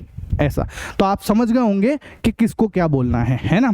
अब ये क्वेश्चन हमारे पास काफ़ी बार आता है, ये वाला क्वेश्चन जो एग्जाम में भी पूछा जाता है, इंपॉर्टेंट है। Right the difference between mixture and compound, है ना, मतलब कि मिश्रण और यौगिक दोनों में अंतर बताओ। तो मैंने हिंदी मीडियम वालों के लिए भी लिख रखा है और इंग्लिश मीडियम वालों के लिए भी लिख रखा है। एक एक पॉइंट को दोनों ही लैंग्वेज में समझ लेंगे तो कोई लफड़ा ही खत्म हो जाएगा, ठीक है। ऐसा सबसे पहले पढ़ो आप मिक्सचर के लिए एलिमेंट्स और compounds just mix together to form a mixture and no new compound is formed, है ना। मतलब कि भैया जो भी एलिमेंट, जो दो या दो से ज़्यादा एलिमेंट हम या कंपाउंड हम उसमें मिला देते हैं, है ना, कोई फिक्स रेशो में नहीं मिलाते, अनसेंट तरीके से मिला देते हैं, बस उसको हम लोग मिक्सचर बोलते हैं बच्चों, ठीक है। और कोई नया पदार्थ, कोई नया सब्सटेंस बनता नहीं है इसके अंदर, ठीक है। तो ये मैंने हिंदी में भी लिख रखा है आपके लिए, तसल्ली से पढ़ लेना, वीडियो को रोक के पढ़ लेना, पॉज करके पढ़ लेना आप लोग, ठीक है, ऐसा। लेकिन इधर की तरफ देखो, element react to form new compounds, मतलब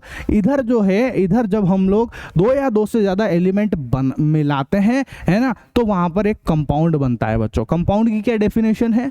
कंपाउंड की क्या डेफिनेशन है? दो या दो से एलिमेंट जब हम आपस में मिलाते हैं तो कंपाउंड बनता है बच्चों, ठीक है। इधर मिश्रण में क्या होता है, आप एलिमेंट मिलाओ और एलिमेंट के अलावा कंपाउंड भी आपस में मिला सकते हो, उसकी वजह से मिक्सचर बनता है बच्चों, ठीक है, ऐसा। तो ये हिंदी वालों के लिए देख लो आप, है ना, ऐसा। तसल्ली से पॉज कर लेना वीडियो को, ठीक है। चलो अब देखो, अब mixture has a variable composition, है ना, मतलब एक मिक्सचर के अंदर आप अनडिसेंट तरीके से डाल सकते हो आप, ठीक है। आपकी मर्जी पड़े उतना पानी में मिट्टी डालो, आपकी मर्जी पड़े उतना शक्कर के अंदर बालू रेत डाल दो, कुछ भी मर्जी पड़े जैसे मिला सकते हो, कोई फिक्स प्रपोर्शन नहीं है, कोई रेशियो नहीं है। लेकिन यहाँ ऐसा नहीं होता है। यहाँ मैं आपको शुरुआत में इसीलिए बोल रहा था, बार बार ये डिफरेंस पूछा जाता है। भाई साहब, कंपाउंड का सबसे इंपॉर्टेंट काम ही यही है, कंपाउंड बनता ही तभी है जब वो आप उसमें जो भी चीजें आप मिला रहे हो वो एक फिक्स्ड रेशियो में होनी चाहिए, फिक्स प्रोपोर्शन के अंदर होनी चाहिए बच्चों, ठीक है, ऐसा। तो उनका जो कंपोजिशन है वो हमेशा फिक्स होता है। जैसे कि अगर आप पानी बना रहे हो तो पानी में हाइड्रोजन और ऑक्सीजन का जो कंपोजिशन है वो 2:1 ही होगा हमेशा, ऐसा, ठीक है। अब भले वो कहीं से भी आए, दुनिया की किसी भी जगह से, आप भले ये पानी जो है बिस्लेरी की बोतल में से पियो, ये पानी जो है आप नदी तालाब में से निकाल के पियो, कुएं में से पियो, आप बावड़ी में से पियो, या झरने के नीचे जाके मुंह लटका के बैठ जाओ, आप किसी भी जगह से पानी पियोगे भाई साहब, उसमें जो पानी का जो कंपोजिशन है वो हमेशा 2:1 ही रहेगा, 2 हाइड्रोजन और 1 ऑक्सीजन ही रहेगी बच्चों। ये आगे जाके एक लो बन जाएगा, मैं आपको बताऊंगा, जो मैं आपको समझा रहा हूँ, है ना, ये वाला, ठीक है। ये जो मैं बोल रहा हूँ एक लो भी है ये, है ना, स्थिर अनुपात का नियम हिंदी वाले बोलते हैं, फिक्स प्रोपोर्शन का रेशियो बोलते हैं, एक लो ऑफ फिक्स प्रोपोर्शन बोलते हैं इसको इंग्लिश मीडियम में, ठीक है। आगे आएगा अपने को, है ना। तो ये दूसरा पॉइंट है बच्चों अपना, ठीक है। तीसरा difference, a mixture show the properties of the constituent substance, है ना, मतलब कि जो मिक्सचर के अंदर आपने जो भी चीजें मिलाई है, मिक्सचर की खुद की कोई प्रॉपर्टीज नहीं होती, उसमें जो भी चीजें आप मिला रहे हो उसकी ही प्रॉपर्टी को ये शो करता है बच्चों, ठीक है। आपने अगर शक्कर मिलाया, शक्कर और बालू आपस में मिलाए हैं, तो वो शक्कर की ही प्रॉपर्टीज शो करेगा, वो बालू रेत की ही प्रॉपर्टी को शो करेगा बच्चों। लेकिन इधर ऐसा नहीं है, यहाँ पर तो एक नया ही आइटम बन जाता है ना, एक नया आइटम बन जाता है। जैसे अपन ने हाइड्रोजन और ऑक्सीजन को मिलाया, तो हाइड्रोजन अलग चीज है, ऑक्सीजन अलग चीज है, लेकिन ये जो मिलने के बाद जो बन गया है वाटर, ये अपने आप में एक अलग चीज है बच्चों। इसकी पूरी प्रॉपर्टीज जो है वो पूरी अलग ही होती है इन दोनों से। आई बात समझ में, ठीक है। चलो इसके बाद में देखो, the constituent can be separated Fairlie easily by physical method. इसमें मान लो आपने बालू रेत और शक्कर को मिलाया है, तो आप उन दोनों को अलग कर सकते हो, अलग अलग कर सकते हो बच्चों। छन्नी ले लो, है ना, बारीक वाली ऐसी, तो जो बालू को छान लोगे आप तो बालू तो नीचे निकल जाएगी, शक्कर अलग रह जाएगा, ऊपर रह जाएगा, ठीक है। तो यहाँ पर आप अलग कर सकते हो इजीली, कोई ज़्यादा परेशानी नहीं होती है। लेकिन यहाँ पर इतनी आसानी से नहीं होता है बच्चों, यहाँ पर बहुत सारी मेथड लगानी पड़ती है। उन मेथड के नाम है इलेक्ट्रोकेमिकल मेथड, ये सब बहुत सारी चीज़ें करनी पड़ती है बच्चों, ठीक है। अपने को नहीं है वो सिलेबस में, तो उसके बारे में ज़्यादा बातें नहीं करेंगे। बस एक पॉइंट है जो हमको ध्यान रखना है ना, रख लेना, इंपॉर्टेंट है। ये क्वेश्चन काफ़ी बार आता भी है, ठीक है, ऐसा।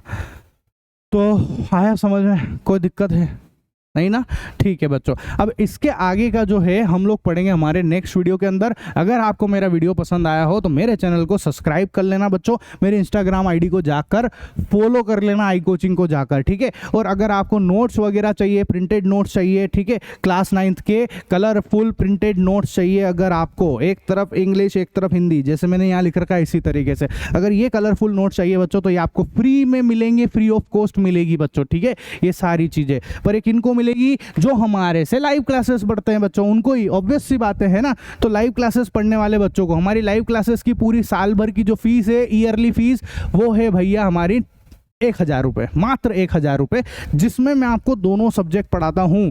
मैं मैथ्स भी पढ़ाता हूँ और मैं साइंस भी पढ़ाता हूँ बच्चों, दोनों ही सब्जेक्ट आपको पढ़ाए जाएंगे। उस लाइव क्लासेस की रिकॉर्डिंग भी मिलेगी आपको, पूरी रिकॉर्डेड लेक्चर मिलेंगे आपको लाइव के साथ साथ, ताकि आप मर्जी पढ़े जितनी बार रिवीजन कर सकते हो, कुछ छूट भी गया तो पढ़ लोगे आप, है ना। उसके बाद आपको नोट्स की PDF मिलेगी और उसके प्रिंटेड नोट्स भी मिलेंगे, आपके घर पे कोरियर कर दूंगा मैं, आप भारत के किसी भी कोने से हो आपको कोरियर पहुंचा देंगे हम लोग, ठीक है। उसके बाद में देखो आप प्रिंटेड PDF हो गया, प्रिंटेड नोट्स हो गया, ये तो है। उसके बाद आप हमारी ऐप पे जो है डाउट क्लियर कर सकते हो, जो भी आपको डाउट आए वो पूछ सकते हो, और आपके सारी एक्सरसाइज चाहे मैथ्स की हो चाहे साइंस की, उन सब के हम लोग सॉल्यूशन पूरा, मतलब एक कोचिंग के अंदर जो भी काम होता है वो सारी की सारी चीज़ें हम करा कर देंगे आपको, ठीक है। सब चीज़ें मिलेगी आपको, है ना। तो जाओ जल्दी से हमारी एप्लीकेशन आई कोचिंग को डाउनलोड करो और अपनी पढ़ाई को आसान बनाओ बच्चों, ठीक है। ये हमारी एप्लीकेशन का लोगो है, आई कोचिंग, है ना। अगर आपको मेरे से कुछ पूछना हो, कुछ बात करनी हो, तो आप मेरे को इस नंबर पर व्हाट्सअप कर देना, है ना। मैं आपको ज़रूर से ज़रूर यहाँ पर रिप्लाई करूँगा, ये मेरा खुद का नंबर है बच्चों, ठीक है। ऐसा तो मिलते हैं हम लोग नेक्स्ट वीडियो के अंदर, तब तक के लिए टाटा बाय बाय। तो अब समझते हैं बच्चों हम लोग सॉल्यूशन को हिंदी में हम लोग बोलते हैं विलयन, ठीक है। तो सॉल्यूशन क्या होता है, बहुत सिंपल सी डेफिनेशन है इसकी, है ना। जब हम दो या दो से ज़्यादा चीज़ों को आपस में मिलाएं और उनको मिलाने पे अगर मेरे को उसका होमोजीनियस मिक्सचर मिल रहा है, समांगी मिश्रण मिल रहा है बच्चों, तो ऐसे को हम लोग बोलते हैं सॉल्यूशन, है ना। तो क्या बोला, solution is a homogeneous mixture of 2 और मोर सब्सटेंस, है ना। मतलब विलयन 2 या 2 से अधिक पदार्थों का समांगी मिश्रण है बच्चों। एग्जाम्पल जैसे कि नींबू पानी, है ना। नींबू पानी तो हम सब ने पिया है गर्मियों के टाइम पे, है ना। या जो सोडा वाटर है या जो कोल्ड ड्रिंक है, ये सारे के सारे क्या होते हैं बच्चों, ये सब सॉल्यूशन होते हैं। क्या होते हैं बच्चों, ये विलयन होते हैं, ठीक है। अब जो सॉल्यूशन है ना, विलयन जो है बच्चों, वो 2 चीज़ों से मिलकर बना हुआ होता है। एक होता है हमारे पास में सॉल्यूट, जिसको हम लोग विलय बोलते हैं, और एक होता है बच्चों हमारे पास में सॉल्वेंट, जिसको हम लोग विलायक बोलते हैं, है ना। अब सॉल्यूट किसको बोलते हैं, समझना मेरी बात। सॉल्यूट जैसे मैं आपको बताऊं, एक एग्जांपल लेते हैं, जैसे पानी है, ठीक है। उस पानी के अंदर अगर मैं शक्कर को घोल दूंगा, ठीक है, तो पानी जो है वो ज़्यादा क्वांटिटी में है ना, और शक्कर जो है वो कम क्वांटिटी में है। हम बताओ शक्कर को घोल रहे हैं, तो जिसको हम घोलते हैं वो सॉल्यूट कहलाता है, वो विलय कहलाता है, और जिसमें हम घोलते हैं, है ना, जिसके अंदर हम घोलते हैं, उसको हम लोग बोलते हैं बच्चों सॉल्वेंट, विलायक बोलते हैं। आई बात समझ में। कहने का मतलब इतना सा है सर, बहुत सिंपल सी बात है कि जैसे एक पानी है, उस पानी के गिलास के अंदर अगर मैं शक्कर घोल रहा हूँ, तो पानी जो है वो तो मेरा सॉल्वेंट बनेगा, विलायक बनेगा, लेकिन वो जो शक्कर है ना, वो शक्कर जो है वो सॉल्यूट बनेगा बच्चों, विलय बनाए वो विलय कहलाएगा। क्या कहलाएगा, वो विलय कहलाएगा बच्चों। आई बात समझ में, बोलो कोई दिक्कत हो तो, ठीक है। तो क्या बोला, जैसे देखो ये पानी के अंदर मैं शक्कर घोल रहा हूँ, है ना, तो पानी क्या है, पानी जो है सॉल्वेंट है, और जो शक्कर है या शक्कर की जगह आप नमक घोलो, जो भी आप घोलना चाहते हैं, वो सॉल्यूट कहलाता है, वो विलय कहलाता है। आई बात समझ में, ठीक है। यहां तक कोई दिक्कत हो तो बोलो, नहीं तो जो मैंने आपको बताया है उसको हम डेफिनेशन भी लिखेंगे। उसकी एग्जाम में तो हमसे डेफिनेशन ही पूछी जाती है। तो सॉल्वेंट विलायक की क्या परिभाषा है, क्या डेफिनेशन है, पढ़ो जरा। The component of the solution that dissolve the other component in it, usually the component present in larger amount is called the solvent. आया समझ में, मतलब कि जिसके अंदर हम चीज़ों को घोलते हैं वो सॉल्वेंट कहलाता है, वो विलायक कहलाता है, और वो ज़्यादा मात्रा में होता है, उसकी क्वांटिटी जो है वो ज़्यादा होती है। यहाँ पर पानी ज़्यादा क्वांटिटी में एज कंपेयर टू शक्कर से तो बहुत ज़्यादा है बच्चों, ठीक है। ऐसा दूसरा हमारे पास आता है सॉल्यूट। सॉल्यूट वो होता है जिसको हम घोलते हैं, है ना, जिसको हम घोलते हैं, जिसको विलायक के अंदर हम लोग घोलते हैं, है ना, उसको हम लोग कहते हैं बच्चों विलय, सॉल्यूट कहते हैं, और वो कम क्वांटिटी में होता है, वो कम मात्रा में होता है। एग्जाम्पल के लिए शक्कर हो गया, जैसे नमक हो गया, वगैरह वगैरह, ठीक है। ऐसा आया समझ में, जल्दी से बता दो मेरे को, ठीक है। कोई दिक्कत है नहीं ना। तो जो मैं एग्जांपल इतनी देर से बता रहा हूँ मैंने लिख भी दिया है यहाँ पर, है ना, ये सब चीज़ें लिख भी रखी है, जैसे solution of sugar and water, solution of salt and water, ऐसे आप चाहो जितने बना सकते हो, कोई बड़ी बात नहीं है इसके अंदर, ठीक है। ये तो बहुत ईजी कॉन्सेप्ट है ना। ऐसा एक और एग्जाम्पल बताता हूँ मैं। आप सबने हॉस्पिटल के अंदर आयोडीन टिंचर देखा होगा बच्चों, ये फोटो कभी देखी होगी, आपके काम आया होगा। आयोडीन टिंचर, आयोडीन टिंचर क्या होता है, इसमें मतलब है ना क्या होता है कि अल्कोहल होता है ना, जो दारू शराब, ठीक है। उस एल्कोहल के अंदर क्या करते हैं, उसके अंदर आयोडीन डाल दिया जाता है बच्चों, तो बनता है आयोडीन टिंचर, ठीक है। तो अब बताओ एल्कोहल के अंदर आयोडीन डाला तो एल्कोहल हमारा क्या है, सॉल्वेंट है बच्चों, विलायक है ना। और आयोडीन हम उसमें डाल रहे हैं तो आयोडीन हमारा सॉल्यूट है बच्चों, विलय है। आया समझ में, कॉन्सेप्ट समझ में आया कि नहीं आया, ठीक है। ऐसा तो बस ये कुछ एग्जाम्पल है ना, ठीक है। और एग्जाम्पल देख लो, जैसे यहाँ पर ये जो मैंने कार्बोनेटेड ड्रिंक्स और कुछ नहीं होती है, हमारी जो कोल्ड ड्रिंक्स वगैरह होती है उसी को बोलते हैं, सोडा वाटर जो है उसी को बोलते हैं हम लोग, ठीक है। ऐसा तो क्या बोला है यहाँ पर, ये देखो ये हमारी एक सोडा वाटर है, तो इसमें पानी जो है, जो पानी दिख रहा है वो तो हमारा क्या है, जल्दी से बताओ, पानी जो है वो हमारा सॉल्यूशन है, सॉरी सॉल्वेंट है बच्चों, विलायक है ना। लेकिन उसमें जो कार्बन डाइऑक्साइड हम लोग डाल रहे हैं, जो कार्बन डाइऑक्साइड हम उसके अंदर मिला रहे हैं, ठीक है, वो हमारी क्या है बच्चों, सोल्यूट है बच्चों, क्या है वो हमारी सोल्यूट है, ठीक है। ऐसा वो हमारी विलय कहलाएगा वो, ठीक है। ऐसा और एक और एग्जांपल ले लो, एग्जांपल की तो ढेर लगा रखे अपन ने, बहुत एग्जांपल ले रखे है ना। जैसे एयर है, अब air is a mixture of बहुत सारी गैसेस, है ना। एयर के अंदर बहुत सारी गैसेस होती है बच्चों, ठीक है। ऐसा कौन कौन सी बहुत सारी, जैसे नाइट्रोजन गैस होगी, जैसे ऑक्सीजन गैस होगी, ठीक है। ऐसा तो ऐसे बहुत सारी गैसेस होती है एयर के अंदर, ठीक है। ऐसा तो क्या बोला, वायु गैस में गैस का विलयन है, ठीक है। जो एयर जो है वो गैस में गैस का सॉल्यूशन होता है बच्चों, गैस में गैस का विलयन होता है, ठीक है। ऐसा अब जो इसमें सबसे ज्यादा मात्रा में होगी उसको हम लोग विलायक बोल देंगे, जो कम मात्रा में होगी उसको विलय बोल देंगे। तो अब हम सबको पता है, बताओ सबसे ज्यादा कौन होता है इसके अंदर, सबसे ज्यादा कौन क्वांटिटी में होता है, नाइट्रोजन, 78% नाइट्रोजन है, ऑक्सीजन 21% है, और बाकी की सारी जो गैसेज है वो 1% ही है।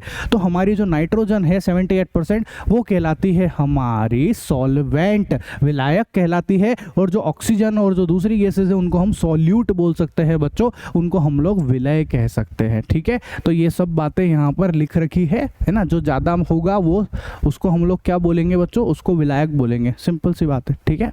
ऐसा अब प्रॉपर्टीज ऑफ सॉल्यूशन, है ना, विलय के गुण, यहाँ तक कोई दिक्कत है, जल्दी से बताओ मेरे को, फटाफट बता देना, कोई प्रॉब्लम है अभी तक, बहुत इजी है, कुछ ज़्यादा है ही नहीं, कोई ज़्यादा समझने की बात नहीं है अभी तक, तो कोई ऐसा भयंकर लग नहीं रहा है अपने को, ठीक है। तो देखो प्रॉपर्टीज ऑफ सॉल्यूशन, विलयन के गुण को समझेंगे। सबसे पहला, एक सेकेंड रुको, कुछ प्रॉब्लम आई है, इसको दोबारा चालू करते हैं, 1 मिनट है ना बच्चों, 1 मिनट रुको। हाँ ठीक है, हम कहाँ तक पहुँच चुके थे, तो प्रॉपर्टीज ऑफ, ठीक है, प्रॉपर्टीज ये रही, यहाँ तक आ चुके थे हम लोग, ठीक है। हो जाता है कभी कभी, अटक जाती है चीज़ें, है ना। तो देखते हैं, हाँ, प्रॉपर्टीज ऑफ अ सॉल्यूशन, विलयन के गुण। सबसे पहला, जो हमारा जो सॉल्यूशन है वो होमोजीनियस मिक्सचर होता है, ठीक है, वो एक समांगी मिश्रण होता है, ये पहली बात है, ये तो हम वैसे भी जानते, शुरू से ही बोलता आ रहा हूँ मैं, ठीक है। ऐसा समांगी मिश्रण है। दूसरा, इसके अंदर जो सॉल्यूशन है उसके जो पार्टिकल होते हैं बच्चों, वो 1 नैनोमीटर से कम होते हैं। क्या होते हैं, 1 नैनोमीटर से छोटे होते हैं बच्चों। अब आपके मन में आ रहा होगा सर नैनो क्या चीज़ है ये, तो देखो मैं आपको बता देता हूँ, बहुत सिंपल सी बात है। आपने सुना होगा नैनो कार, टाटा ने निकाली थी उनकी टाटा नैनो, ठीक है। ऐसा तो नैनो का बेसिकली मतलब क्या होता है वो समझ लो आप, 10 की पावर -9, ऐसा 10 की पावर -9। अगर मैं आपको और थोड़ा अच्छे शब्दों में बोलूं तो इसको थोड़ा अगर हम सॉल्व करें तो क्या आएगा, 1/10 की पावर 9 लिख सकता हूं इसको, ठीक है। तो इसको मैं लिख सकता हूँ 1 देखना, 1 के पीछे 9 जीरो, 1 2 3 4 5 6 7 8 और 9 जीरो लगा दी मैंने, ठीक है।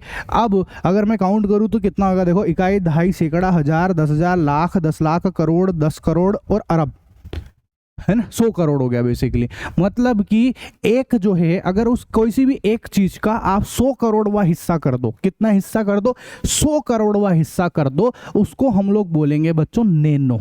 क्या बोलते हैं उसको, नैनो बोलते हैं उसको, ठीक है। ऐसा मतलब कोई सी भी एक चीज जिसका 100 करोड़वा हिस्सा अगर आप कर दोगे तो उसको हम लोग बोलते हैं नैनो, ठीक है। तो इनके जो पार्टिकल की साइज है बच्चों वो नैनोमीटर में होती है। मतलब 100 करोड़वे हिस्से, किसी भी एक चीज का, एक चीज ले लो और उसका 100 करोड़वा हिस्सा कर दो तो उसके पार्टिकल की जो साइज है वो नैनोमीटर में आएगी बच्चों। किस में आएगी, नैनोमीटर के अंदर आएगी। अब बताओ यार, इतनी छोटी चीज को हम अपनी नॉर्मल आंखों से देख पाएंगे क्या, नहीं देख पाएंगे, पॉसिबल ही नहीं है, ठीक है। तो इसको हम हमारी नॉर्मल आंखों से नहीं देख सकते हैं। तो ये दोनों पॉइंट आपको क्लियर हो गए होंगे, ये दोनों ही पॉइंट आपको क्लियर हो गए होंगे, एग्जाम में लिखने को आते हैं ये सब चीजें, ठीक है। ऐसा तीसरा पॉइंट सुनो, because of very small particle size they do not scatter a beam of light passing through the solution, so the path of light is not visible in a solution। ठीक है, अब क्या होगा अगर मैं जो है, सुनना मेरी बात, जैसे मैं क्या करता हूँ, एक मिनट, ये स्कैटरिंग वाली जो पॉइंट है ये मैं आपको आगे बताऊंगा, ऐसा करते हैं। ठीक है, मैं अभी आपको सिर्फ इतना समझा दूँ, इसको पूरा ढंग से पढ़ेंगे अभी आगे, है ना। पूरा स्कैटरिंग एक टॉपिक ही है अपने आप में, वहाँ पर आपको बहुत अच्छे से समझ में आएगा। तो इसके लिए यहाँ पर थोड़ा सा तसल्ली रखो इसके लिए, है ना, क्योंकि अपने आप में एक टॉपिक बनता है अलग से, है ना। तो इसके लिए शांति बनाए रखें कि ये पॉइंट क्या बोलना चाह रहा है ना। यहाँ पर बस मैं इतना समझा दूँ आपको कि भैया स्कैटरिंग का मतलब ये होता है कि किसी चीज़ के ऊपर लाइट पड़े और वो चीज़ उस लाइट को फैला दे। ठीक है, उस लाइट को फैला दे, उसको हम लोग स्कैटरिंग बोलते हैं बच्चों। क्या बोलते हैं उसको हम लोग बोलते हैं स्कैटरिंग। ठीक है, ऐसा उसको स्कैटरिंग बोलते हैं बच्चों। ठीक है, ऐसा मतलब लाइट गिरी उसके ऊपर, उसने लाइट को फैला दिया। इसको मैं आपको बहुत अच्छे से आगे बताऊंगा, आगे अपना पूरा टॉपिक ही है ये। ठीक है, ऐसा the solute particles can not be separated from a mixture by the process of filtration, है ना। अगर आपने एक बार एक सॉल्यूशन बना दिया है तो उसके बाद में जो है उसमें से सोल्यूट पार्टिकल्स, मतलब उसमें से जो विलय के गुण है, जो विलय है हमारा, उसको आप बाहर नहीं निकाल सकते, छान वान करके, छान के बाहर नहीं निकाल सकते। आप क्या कहना चाह रहे हैं, जैसे मान लो मेरे पास में जो है एक ग्लास लिया मैंने, उसमें पानी भर रखा, उसमें शक्कर घोल दी मैंने, अब शक्कर घुल गई है, तो अब हम उस शक्कर को जो है छान के, है ना, मतलब छन्नी ले ली और छन्नी से जो है उस शक्कर को अलग नहीं कर सकते उस पानी में से। बताओ ऐसा कर सकते हैं क्या? नहीं कर सकते अपन। ठीक है, तो यहाँ पर यही बोला गया है कि सोल्यूट पार्टिकल मतलब शक्कर। ठीक है, जो विलय है, विलय कौन है? अपना शक्कर। उसको आप उस पानी में से बाहर नहीं निकाल सकते, उस सॉल्यूशन में से बाहर नहीं निकाल सकते सादे तरीके से, मतलब फिल्टर करके, छन्नी लेके, इनसे बाहर नहीं निकाल सकते। आप कुछ और जुगाड़ तुगाड़ कर दो, वो बात अलग है। ठीक है, ऐसा the solute particles do not settle down when left undisturbed, that is the solution is stable. ठीक है, और जो आपने एक बार उसमें जो चीज़ें मिला दी है, विलय जो आपने मिलाई है, जो आपने शक्कर घोल दी है, वो शक्कर कभी नीचे नहीं बैठती है। ऐसा होता है क्या? बताओ, पानी में आपने शक्कर घोल दी है, घुल गई, वो पूरे पानी में रहेगी। ऐसा नहीं होएगा कि वो गिलास की तली में जाके बैठ जाएगी, ऐसा होता ही नहीं है कभी भी। ठीक है, ऐसा तो एक बार जो सॉल्यूशन बन गया है, एक बार जो विलयन बन गया है, वो शक्कर जो है वो घुली हुई है, तो पूरे पानी में घुली रहेगी, पूरा पानी मीठा लगेगा। कभी भी ऐसा नहीं होता कि वो शक्कर जो है उस तली के नीचे, ग्लास के तली का जो ग्लास का पेंदा है उसमें जाकर कभी भी नहीं बैठती है बच्चों। ठीक है, ऐसा नहीं होता है ना। यहाँ तक समझ में आया? जल्दी से बता दो मेरे को, आया समझ में? अब हम लोग पढ़ते हैं कॉन्सेंट्रेशन ऑफ सॉल्यूशन, विलयन की सांद्रता। ठीक है, कॉन्सेंट्रेशन किसको कहते हैं? The concentration of a solution is a amount of solute present in a given amount of solution, मतलब कि किसी भी विलय में, किसी भी सोल्यूट की कितनी मात्रा, ठीक है, कितनी क्वांटिटी जो है हम लोग सॉल्यूशन के अंदर मिला रहे हैं बच्चों। किस में मिला रहे हैं? सॉल्यूशन में मिला रहे हैं, उसको हम लोग बोलते हैं कॉन्सेंट्रेशन ऑफ सॉल्यूशन।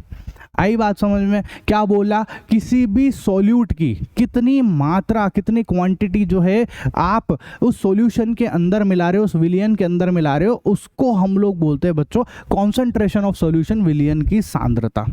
ठीक है, ऐसा एग्जाम्पल के लिए जैसे मान लो कि ये पानी है ना, एक सॉल्यूशन है, इसमें आपने कितनी शक्कर डाली है, इसके अंदर कितनी शक्कर आपने इसमें मिलाई है, उसको हम लोग बोलेंगे, वो जो शक्कर की जो क्वांटिटी है, शक्कर की जो मात्रा है बच्चों, उसको हम लोग बोलेंगे विलयन की सांद्रता। ठीक है, ऐसा मतलब विलय पदार्थ की मात्रा को, है ना, शक्कर मतलब विलय पदार्थ की, सोल्यूट की क्वांटिटी को हम लोग क्या बोलते हैं? उसको बोलते हैं कॉन्सेंट्रेशन ऑफ सोल्यूशन। ठीक है, ऐसा। अब जो सोल्यूशन कॉन्सेंट्रेशन है ना बच्चों, जो कॉन्सेंट्रेशन ऑफ जो सॉल्यूशन है, विलयन की सांद्रता को हम 3 मेथड से निकाल सकते हैं। ठीक है, कौन कौन से 3 मेथड होते हैं? सबसे पहला जो होता है वो होता है मास by mass percentage of a solution. ठीक है, ऐसा विलयन का द्रव्यमान प्रतिशत, है ना, ये पूछा जाता है, इस पे क्वेश्चन आएगा, मैं क्वेश्चन करा भी दूंगा आपको। ठीक है, ऐसा मास by mass percentage of solution, क्या नाम है इसका? इंग्लिश मीडियम वाले क्या बोलेंगे? मास बाय मास।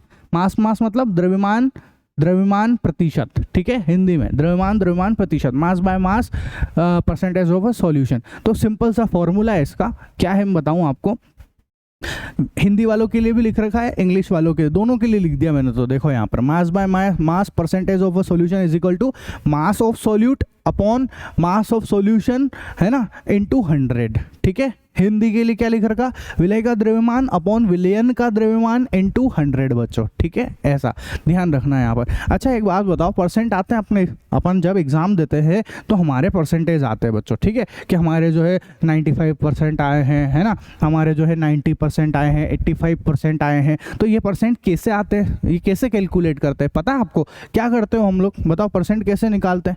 हम लोग सिंपली क्या करते हैं, हमारे जितने भी नंबर आए, जैसे मान लो 6 टोटल हमारे एक एक पेपर 100 नंबर का होता है, तो 6 पेपर है तो 600 नंबर के, ठीक है। तो हम क्या करते हैं, टोटल जो है जितने भी नंबर के पेपर थे वो, और हमको जितने मिले, है ना, जैसे मान लो आपको कितने मिले कि भैया आपको जो है 590 मिल गए, लेट सपोज, ठीक है, आपको 590 मिल गए, है ना। तो आप ऐसे लिखोगे इनटू 100 से मल्टीप्लाई कर देते थे उसको। अब इसको आप सोल्व करते थे, है ना। तो जैसे आप इसको सोल्व करोगे तो कितना आएगा, ये 6 चौक 54, है ना। अरे बताओ यार, 6 चौक 54 नहीं होता, 6 नमा की 54, है ना, 6 9 जा 54, 6 नमा की 54, ठीक है। कितना बच गया ये, 5 बच रहा है ना, 59 में से 54 गया, ठीक है, 5 बच रहा है, पॉइंट लगाएंगे, अरे बोलो ना, अरे बताओ, पॉइंट लगा देंगे ऐसा। अच्छा सॉरी, अभी तो एक जीरो और है पीछे की तरफ, है ना, एक जीरो और है, मतलब कि 6 नमा की 54, ठीक है, 50 बच रहा है, सॉरी हो जाता है यार, मेरा ध्यान क्या पढ़ाने में जा रहा है ना, बेसिक कैलकुलेशन में हो जाता है कभी कभी, ठीक है, 50। तो बताओ 6 को आप कितनी बार सोल्व करोगे कि 50 आएगा, बोलो, 6 7 6 8 48, ठीक है, तो ये 98 आ गया, ठीक है, 2 बच रहे वापस से, तो छेतिया पॉइंट लगाएंगे, छेतिया 18, ऐसा, तो 98.3% बन गए आपके। बेसिक आप ऐसे ही सॉल्व करते हो, ठीक है, इसी तरीके से तो हम लोग जो है हम चीज़ों को सॉल्व करते हैं, बोलो यार, इसी तरीके से करते हैं ना हम, परसेंट ऐसे ही तो निकालते हैं, है ना। आप मेरे कैलकुलेशन वगैरह का लोड मत लेना, कैलकुलेशन वगैरह तो बहुत आसान है, बहुत इजीली आपको समझ में आ जाएगी, ठीक है। तो हमको यहाँ तक का आपको मामला सब समझ में आ गया होगा कि मैं क्या बोलना चाह रहा हूँ, ठीक है। तो बेसिक सा फॉर्मूला है, ये फॉर्मूला हमको ध्यान रखना है, कब के लिए, जब हमको मास बाय मास बोला जाए, ठीक है। उसके बाद दूसरे नंबर पर आता है, अगर मेरे को जो है मास बाय वॉल्यूम निकालने का बोले, ठीक है, मास बाय वॉल्यूम में क्या होगा, बस यहाँ पर मास of solute upon volume of solution निकाला जाता है, ठीक है, mass of solute upon volume of solution निकाला जाता है, बस इतना सा यहाँ पर फॉर्मूले में थोड़ा सा चेंज कर दिया जाता है, ठीक है। विलय का द्रव्यमान अपॉन विलयन का आयतन हो जाता है यहाँ पर, ठीक है, ऐसा देखो ना, ये नाम से समझ में आ रहा है, मास बाय वॉल्यूम, द्रव्यमान और आयतन। तो ऊपर तो द्रव्यमान है ही सही, ऊपर तो मास है ही सही, ठीक है, ऊपर तो मास है ही सही, पीछे जो लिखा होता है वो नीचे आ जाता है, तो आयतन नीचे लिखा हुआ है, वॉल्यूम नीचे लिखा हुआ है, इसलिए वॉल्यूम आ गया, ठीक है। तो ये बेसिक से फॉर्मूले हैं, ध्यान रखना है हमको, है ना। उसके बाद तीसरा आता है हमारे पास volume by volume percentage of a solution, ठीक है, जिसको हम लोग आयतन प्रतिशत बोलते हैं। अब पहले भी आयतन, बाद में भी आयतन, मतलब ऊपर भी आयतन लिखेंगे, नीचे भी आयतन लिख देंगे, खत्म काम, ठीक है, ऐसा। ऊपर भी जो है हम लोग वॉल्यूम लिखेंगे, नीचे भी वॉल्यूम लिखेंगे, आई समझ में बात, ठीक है। जल्दी से बता दो, कोई प्रॉब्लम है किसी को कोई प्रॉब्लम है, नहीं है ना। सेम एक जैसे ही फॉर्मूले हैं, एक जैसे ही फॉर्मूले हैं, ठीक है, जो जिस भी आप निकाल रहे हो उसको सॉल्व करना होता है अपने को, ठीक है। तो चलो एक क्वेश्चन कर लेते हैं जल्दी से। A solution contains 40 gram of common salt, है ना, इन 320 ग्राम ऑफ वाटर, ठीक है। तो आपके पास वाटर जो है ना, वो कितना दे रखा है बच्चों, 320 ग्राम दे रखा है ना। अच्छा, और a solution contains 40 gram of common salt in 320 gram of water, ठीक है। और जो हमारे पास कॉमन सोल्ट जो है ना, कॉमन सोल्ट जो है मतलब नमक जो है, हिंदी भी लिख रखी है मैंने वहाँ पर, है ना, वो कितनी है हमारे पास में, 40 ग्राम है। नमक कितना है बच्चों हमारे पास में, 40 ग्राम है, ठीक है। तो हमको क्या निकालना है, हमको निकालना है भैया, यहाँ पर ध्यान से देखो, calculate the concentration in terms of mass by mass percentage. ध्यान से सुन लेना, मास बाय मास परसेंटेज पूछा गया है, बिल्कुल तसल्ली से देख लो आप, क्या पूछा गया है, मास बाय मास परसेंटेज, है ना, द्रव्यमान प्रतिशत पूछी गई है आपसे, ठीक है, ऐसा। इधर तो नहीं लिख रखा, पर वो द्रव्यमान क्यों है, क्योंकि दोनों ही वजन की बात है ना, दोनों ही वजन है, दोनों ही मास है, ग्राम क्या होते हैं, द्रव्यमान ही होते हैं, मास ही होते हैं, इसलिए, ठीक है, ऐसा। तो हमसे जो है मास बाय मास परसेंटेज पूछा गया है बच्चों, द्रव्यमान प्रतिशत पूछा गया है, ठीक है। अब हमको तो फॉर्मूला पता है हमारा, सिंपल सा, क्या होता है जल्दी से बताओ। हमारा मास बाय मास परसेंट कैसे लिखते हैं, शॉर्टकट में लिखते हैं इसको W बाय W परसेंटेज, ठीक है, ऐसे शॉर्टकट में लिखते हैं इसको, है ना। अब W बाय W क्यों लिखा, W का मतलब होता है वेट, है ना, वेट बाय वेट, भार बाय भार, ऐसे भी लिख सकते हो या पूरा भी लिख सकते हो, वो चॉइस आपकी है, ठीक है। भले आप बोलो तो मैं पूरा लिख देता हूँ, है ना, इसको मैं पूरा ही लिख देता हूँ, ठीक है। तो क्या बोलेंगे, मास बाय मास परसेंटेज, ठीक है, ऐसा। इसको शॉर्टकट में W/W भी बोलते हैं, है ना। हिंदी वालों के लिए भी लिख देते हैं द्रव्यमान द्रव्यमान द्रव्यमान प्रतिशत, ठीक है, ऐसे ऐसे, ठीक है। तो क्या करते हैं बताओ, फॉर्मूला बताया था मैंने, क्या लिखते हैं हम लोग, मास ऑफ सॉल्यूट, बताओ जल्दी से क्या फॉर्मूला थे, मास ऑफ सोल्यूट, ठीक है, अपॉन मास ऑफ सॉल्यूशन, ठीक है, ऐसा। तो मास ऑफ सोल्यूट मतलब विलय का द्रव्यमान, विलय का द्रव्यमान, ठीक है, अपॉन विलयन का द्रव्यमान, किसका द्रव्यमान बच्चों, विलयन का द्रव्यमान, ऐसा, ठीक है। ये है सिंपल सी बात, है ना।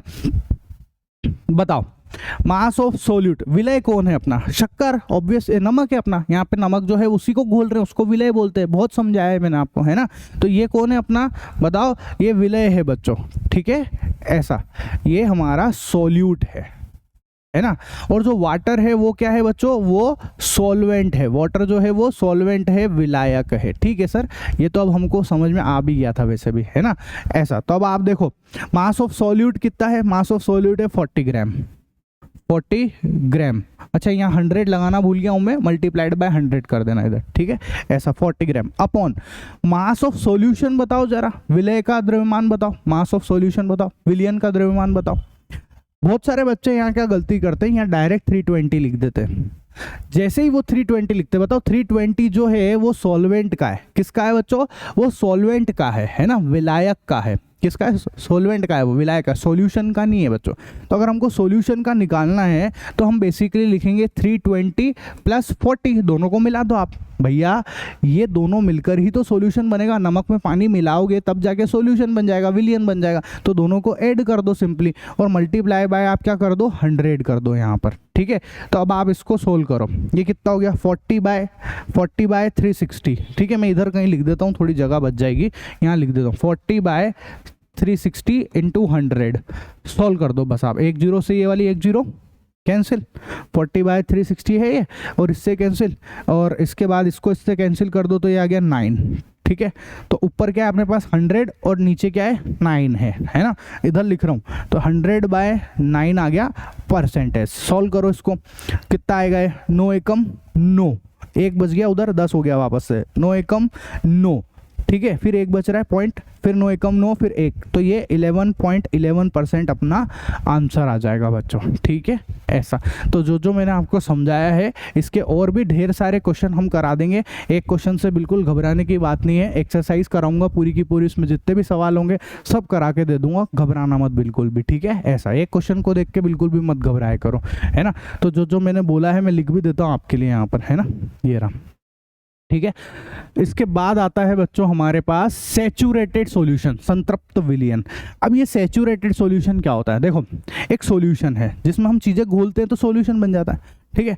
अब आप उसमें और ज्यादा घोले जा रहे हो, ठीक है, ऐसा। मतलब आपने खूब घोल लिया, वो धाप गया भैया, अब उसमें और चीजें नहीं घुल सकती है, ठीक है। तो ऐसे सॉल्यूशन को हम लोग बोलते हैं सैचुरेटेड सॉल्यूशन, संतृप्त सॉल्यूशन। मतलब वो और ज्यादा नहीं घोलेगा, आप जबरदस्ती मत घोलो, बस हो गया जो होना था वो क्या कहलाता है बच्चों, सैचुरेटेड सॉल्यूशन, संतृप्त विलयन कहलाता है। तो पढ़ो, when no more solute can be dissolved in a solution at a given temperature, it is called a saturation solution. मतलब किसी विलयन में निश्चित तापमान पर जब विलय पदार्थ और अधिक नहीं घुलता है तो ऐसे विलयन को संतृप्त विलयन कहते हैं। मतलब अब ये और ज्यादा जो है इसमें आप डालोगे भी सही तो और ज्यादा अब ये नहीं घुलेगी, कितनी भी शक्कर डाल दो अब नहीं घुलेगी इसके अंदर, ठीक है, ऐसा। बस हो गया, धाप गया, मतलब ये फुल फाल टंकी भरा गई है इसकी, है ना। तो वो क्या कहलाएगा, वो कहलाएगा बच्चों हमारा सैचुरेटेड सॉल्यूशन, ठीक है। चलो उसके बाद आता है अनसेचुरेटेड सॉल्यूशन, असंतृप्त विलयन।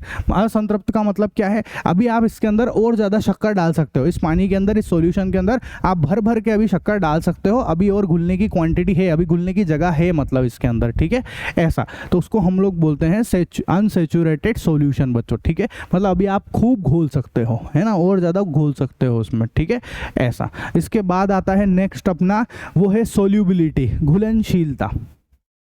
सोल्यूबिलिटी क्या होती है बताओ, वो है the amount of the solute present in the saturated solution at this temperature is called solubility. मतलब कि किसी भी सॉल्यूशन के अंदर कितने अमाउंट में सोल्यूट प्रेजेंट है ना, कितना विलय उसके अंदर उपस्थित है, उसको हम लोग बोलते हैं बच्चों, हम लोग बोलते हैं उसको सोल्यूबिलिटी, ठीक है। तो विलय पदार्थ की वह मात्रा जो किसी ताप पर संतृप्त विलयन में उपस्थित है, मतलब विलय पदार्थ की कितनी मात्रा है ना उसके अंदर आपने घोल दी है, उसके अंदर विलयन के अंदर मौजूद है बच्चों, ठीक है, उसको हम लोग बोलते हैं घुलनशीलता, सोल्यूबिलिटी बच्चों, ठीक है।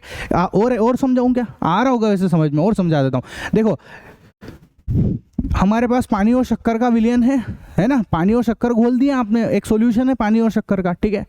अब उस पानी और शक्कर के जो सॉल्यूशन है, जो विलयन है, उसके अंदर आपने कितनी क्वांटिटी में, कितनी मात्रा आपने उसमें शक्कर की घोली है, कितनी क्वांटिटी आपने उस शक्कर की घोली है बच्चों, उसको हम लोग बोलते हैं सोल्यूबिलिटी। बस इतनी सी बात है, आपने कितनी शक्कर उसके अंदर डाली है, उसको हम लोग सोल्यूबिलिटी बोलते हैं। बस इतनी सी कहानी है और कुछ ज़्यादा है नहीं इसमें, ठीक है ऐसा। अब आता है ओवर सेचुरेटेड सॉल्यूशन, अति संतृप्त विलयन। तो ओवर सेचुरेटेड सॉल्यूशन क्या होता है, अगर मान लो एक सॉल्यूशन ऐसा है जो सेचुरेशन पे आ चुका है, मतलब उसमें अंदर और कुछ ज़्यादा नहीं घुलने वाला है, उसका काम हो गया है, मतलब है ना, फुल फाल धाप गया, पेट भर गया उसका। अगर आप उसके अंदर जो है और ज़्यादा ज़बरदस्ती में जो है चीज़ें डाले जा रहे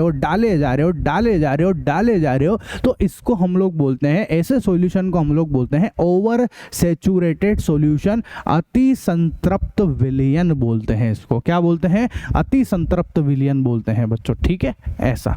अब आता है भैया हमारा सस्पेंशन, निलंबन, जिसको पढ़ेंगे हम लोग नेक्स्ट वीडियो के लेक्चर के अंदर बच्चों। अगर आपको मेरा वीडियो पसंद आया हो तो मेरे चैनल को सब्सक्राइब कर लेना, मेरे को इंस्टाग्राम पर जाके फॉलो कर सकते हो आप लोग, आई कोचिंग नाम से ही मेरी आईडी है। और अगर आपको लाइव क्लासेस पढ़नी है, लाइव क्लासेस के लिए आप हमारी एप्लीकेशन आई कोचिंग को डाउनलोड कर लेना बच्चों, ठीक है। 1000 रुपये में लाइव क्लासेस मिलती है, जिसके साथ हम आपको नोट्स जो हैं वो बिल्कुल फ्री में प्रोवाइड करते हैं। ये जो प्रिंटेड नोट्स हैं ये आपको बिल्कुल फ्री ऑफ कॉस्ट मिलेंगे बच्चों, ठीक है ऐसा। 1000 रुपये के साथ में ही आपको ये नोट्स भी हम लोग प्रोवाइड करते हैं बच्चों। पूरा कोचिंग में जो काम होता है वो सारा पढ़ा के देंगे आपको, सारी चीज़ें हम खुद बना के देते हैं बच्चों आपके लिए, ठीक है ऐसा। तो मिलते हैं, ये कोरियर कर दूंगा मैं, ठीक है, टेंशन मत लेना, है ना।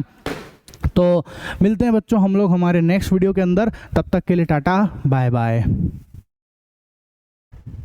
तो अब समझते हैं बच्चों हम लोग सस्पेंशन को, निलंबन को बच्चों, ठीक है। तो बहुत आसान है, ध्यान से समझना है ना, बहुत इजीली समझ में आ जाएगा आपको। देखो डेफिनेशन पढ़ो, क्या बोला, a heterogeneous mixture in which the particles of the solution do not dissolve or move around is called a suspension. मतलब कि एक विषमांगी मिश्रण, एक हेट्रोजीनियस सॉल्यूशन है ना, जिसमें विलय के कण, जिसमें जो सॉल्यूट के पार्टिकल हैं वो घुलते और घूमते नहीं है, क्या कहलाता है, निलंबन, सस्पेंशन कहलाता है। तसल्ली से सुनना मेरी बात, ठीक है। मैंने क्या करा, ये मेरे पास में एक पानी का ग्लास है, ठीक है, पानी का ग्लास ले, ट्रांसपेरेंट ग्लास है मेरा, है ना, पानी का कांच का ग्लास है, ठीक है।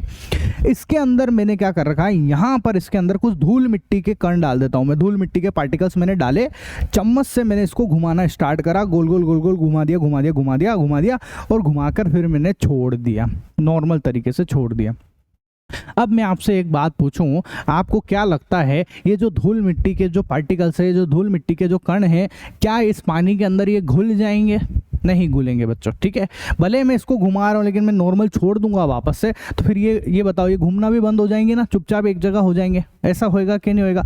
तो क्या बताओ, ये कहलाता है बच्चों हमारा निलंबन। क्या कहलाता है ये जो हमारे पास बन के आया है, ये जो मिश्रण हमारे पास बन के आया है, ये जो मिक्सचर हमारे पास बन के आया है, कौन सा मिक्सचर है? हेट्रोजीनियस मिक्सचर है बच्चों, है ना, विषमांगी मिश्रण है ना। पानी को आप अलग कर सकते हो और यहाँ से धूल मिट्टी के कण को अलग कर सकते हो, छान लो आप, अलग अलग हो जाएगा, ठीक है। तो ये हेट्रोजीनियस मिक्सचर है और इसी को हम लोग बोलते हैं बच्चों सस्पेंशन, निलंबन। क्या बोलते हैं इसको? सस्पेंशन या निलंबन बोलते हैं, ठीक है। अच्छा, अब निलंबन होने के लिए, सस्पेंशन होने के लिए जो पार्टिकल का साइज है, जो कणों का आकार है ना बच्चों, जो पार्टिकल का साइज है वो 1000 नैनोमीटर से ज़्यादा होना चाहिए, ठीक है। 1000 नैनोमीटर से ज़्यादा होना चाहिए, ये बात अब आपके दिमाग में भी रखना है ना। ऐसा 1000 नैनोमीटर से ज़्यादा होगा तभी सस्पेंशन होगा, अदरवाइज नहीं होगा, ठीक है। अच्छा, अब प्रॉपर्टीज ऑफ सस्पेंशन, निलंबन के गुणधर्म। सबसे पहला, ठीक है, क्या क्या प्रॉपर्टीज है इसकी? सबसे पहला, निलंबन एक विषमांगी मिश्रण है ना। Suspension is a heterogeneous mixture, ये तो मैं सबसे पहले ही समझाया आपको, डेफिनेशन में यही था, ठीक है। हेट्रोजीनियस क्यों बोल रहे हैं बताओ? यहाँ से जो है हम ये जो पार्टिकल्स है, धूल मिट्टी के कण है, इनको हटा सकते हैं, अलग कर सकते हैं पानी में से, ठीक है। ऐसा पहली बात। दूसरा, the particles of a suspension can be seen by the necked आई, है ना। जो पार्टिकल्स है उनको हम हमारी नॉर्मल आंखों से देख सकते हैं, दिख भी रहे हैं, धूल मिट्टी कण अपने को दिख जाते हैं अपनी नॉर्मल आंखों से। दूसरा। तीसरा, the particles of a suspension scattered a beam of light passing through it and make it path visible, है ना। क्या बोला? ये निलंबित प्रकण प्रकाश की किरण को फैला देते हैं जिससे उसका मार्ग दृष्टिगोचर हो जाता है। कहने का मतलब क्या है? देखो यहाँ से अगर मैं इसमें से जो है एक लाइट को लेके आऊँ, एक टॉर्च को लेके आऊँ, और अगर मैं टॉर्च को यहाँ से चालू करता हूँ तो आपको जो है यहाँ पर एक लाइट नजर आएगी, प्रकाश की लाइट इसमें से दिखेगी बच्चों, ठीक है। लेकिन हालांकि ये लाइट जो है बहुत हल्की होती है, बहुत ज़्यादा हल्की होती है, ये बहुत ज़्यादा हल्की लाइट होती है, बहुत ज़्यादा नहीं दिखती, पर हाँ फिर भी दिख जाएगी आप ध्यान से देखोगे तो, ठीक है। ऐसा। उसके बाद जब सभी कण नीचे बैठ जाते हैं तो निलंबन समाप्त हो जाता है ना। मेरी बात सुनना ध्यान से, क्या बोला? अच्छा, ये वाला पॉइंट रह गया है। जब इसे शांत छोड़ देते हैं तब ये कण नीचे की ओर बैठ जाते हैं, अर्थात निलंबन अस्थायी हो जाता है। अब आप घुमा रहे हो तब तक तो ये हवा में रहेंगे, ठीक है, लेकिन आपने घुमाना बंद कर दिया तो बताओ धूल मिट्टी कहाँ जाके बैठेगी? उसकी तली में जाके बैठेगी, ऑब्वियस सी बात है। तो धूल मिट्टी जो है वो तली में जाकर बैठ जाती है। धूल मिट्टी कहाँ बैठ जाती है बच्चों? तली के अंदर जाकर बैठ जाती है। कोई दिक्कत है इस पॉइंट में? जानते ही हम सब, तो ये सब बातें हमको पता है, ठीक है। ऐसा। अब बताओ, जब यहाँ से धूल मिट्टी के पार्टिकल्स ही हट गए हैं तो भैया ये लाइन रहेगी क्या? उस धूल मिट्टी के कणों पर ही तो ये लाइन चल रही थी, जो प्रकाश है, ये जो लाइट है उसी के ऊपर चल रही थी। जब पार्टिकल्स हट गए यहाँ से तो ये लाइट भी नहीं रहेगी, ये भी हट जाएगी, ठीक है। ऐसा। इसके बाद में देखो, जब सभी कण नीचे बैठ जाते हैं तो निलंबन समाप्त हो जाता है। मतलब जब सब कण नीचे बैठ जाएंगे तो सस्पेंशन जो है वो खत्म हो जाएगा और प्रकाश की किरण जो है वो भी खत्म हो जाएगी, वो भी नहीं दिखेगी। लाइट का जो हमको लाइट का पाथ दिख रहा है वो भी विजिबल नहीं होगा, हट जाएगा। और छानन विधि द्वारा इन कणों को मिश्रण से पृथक किया जा सकता है। मतलब अगर आप फिल्टर करोगे, छन्नी लो अपने घर के अंदर और भैया उसमें पानी को छान लो, धूल धूल अलग हो जाएगी और पानी अलग हो जाएगा, कोई दिक्कत वाली बात ही नहीं है, ठीक है। ऐसा। आया समझ में, है ना। अब आते हैं बच्चों हम लोग कोलाइड के प्रॉपर्टीज ऑफ कोलाइड के ऊपर, ठीक है। कोलाइड के गुणधर्म बच्चों, ठीक है। ऐसा। तो देखो कोलाइड क्या होता है, अगर आप जो है एक पानी के अंदर जो है दूध मिला दो, मैं बेसिकली अगर आपको बोलूँ, दूध जो हमारा दूध है वो एक कोलाइडी विलियन होता है बच्चों, ठीक है। कोलाइडी विलियन होता है एक दूध। उसकी क्या क्या प्रॉपर्टीज होती है वो सुन लो। सबसे पहली है a colloid is a heterogeneous mixture, ये एक विषमांगी मिश्रण होता है। कैसा होता है? एक विषमांगी मिश्रण होता है। दूसरी property, the size of particles of a colloid is too small to be individually seen by naked eyes, है ना।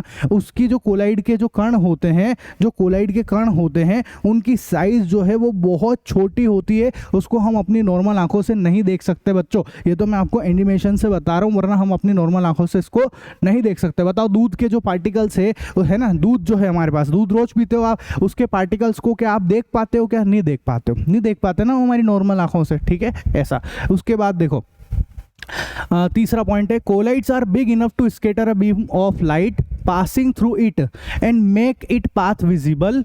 ठीक है, मतलब कि ये कण इतने बड़े होते हैं कि प्रकाश की किरण को फैलाते हैं तथा उसके मार्ग को दृश्य बनाते हैं। अब आप समझना इस वाले पॉइंट को। अगर मैं एक टॉर्च को लेके आऊँगा यहाँ पर, देखो ये एक टॉर्च है, अगर मैं इस टॉर्च को जलाऊंगा, जैसे मैं इस टॉर्च को चलाऊंगा यहाँ पर ध्यान से देखो, यहाँ पर जो है इस दूध के अंदर जो है हमको ये जो इस टॉर्च की जो लाइट है वो प्रॉपर तरीके से विजिबल होगी, उसका जो प्रकाश है वो हमको बहुत अच्छे से दिखेगा, वो प्रकाश की किरण हमको पूरी अच्छे तरीके से दिखती है इसके अंदर। ठीक है, ऐसा तो ये यूं बोल रहे हैं कि प्रकाश की किरण जो है हमको अच्छे से दिखती है। बच्चों क्यों दिखती है इसका कारण अभी आगे समझेंगे, है ना, इसका पूरा शानदार तरीके से लॉजिक समझाऊंगा कि क्यों दिख पाती है यहाँ पर। ठीक है, ऐसा, पर अभी इतना ही है बस, है ना। फिर उसके बाद आता है ये स्थायी होते हैं, मतलब अगर आप लाइट चालू करोगे तो हमेशा ही लाइट में जो लाइट प्रकाश का जो किरण है पाथ है वो हमेशा दिखेगा, कभी खत्म नहीं होता है ये। ठीक है, लाइट बंद कर दोगे तो खत्म हो जाएगा, ऑब्वियस सी बात है। ठीक है, और ये छानन विधि द्वारा मिश्रण से पृथक नहीं किए जा सकते हैं। बताओ आप इसको, क्या आप चाय आप छन्नी वन्नी लो और उसमें से दूध में से जो है दूध के पार्टिकल्स को अलग कर सकते हो क्या? सोचने वाली बात है, ऐसा हो ही नहीं सकता ना।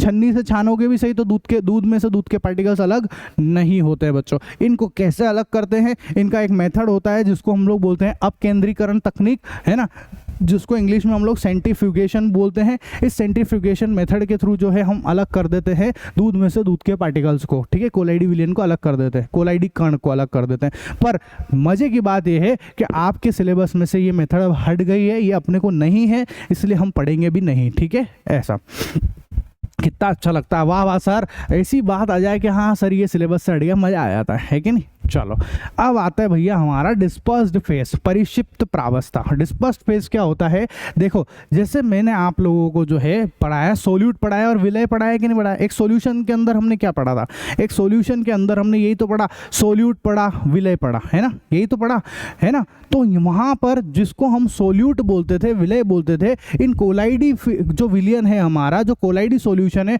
उसी के अंदर उस सोल्यूट का नाम बन गया बच्चों डिस्पर्स्ड फेस। क्या नाम बन गया, डिस्पर्स्ड फेस बन गया, परिक्षिप्त प्रावस्था बन गया। ठीक है, ऐसा तो सुन लो आराम से, तसल्ली से सुन लो। क्या है, the components of colloidal solution are the dispersed phase and the dispersion medium. मतलब कोलाइडी विलियन परिक्षिप्त प्रावस्था और परिक्षेपण माध्यम से बनता है। ठीक है, ऐसा। आप मेरी बात सुनो, जो हमारा सॉल्यूशन था, जो मैंने आपको पढ़ाया था सॉल्यूशन, जिसको हम हिंदी में विलियन बोलते थे, ठीक है, वो दो चीज़ों से मिलकर बना होता था। हमको पता है ये बात, कौन कौन सी दो चीज़ें बताओ।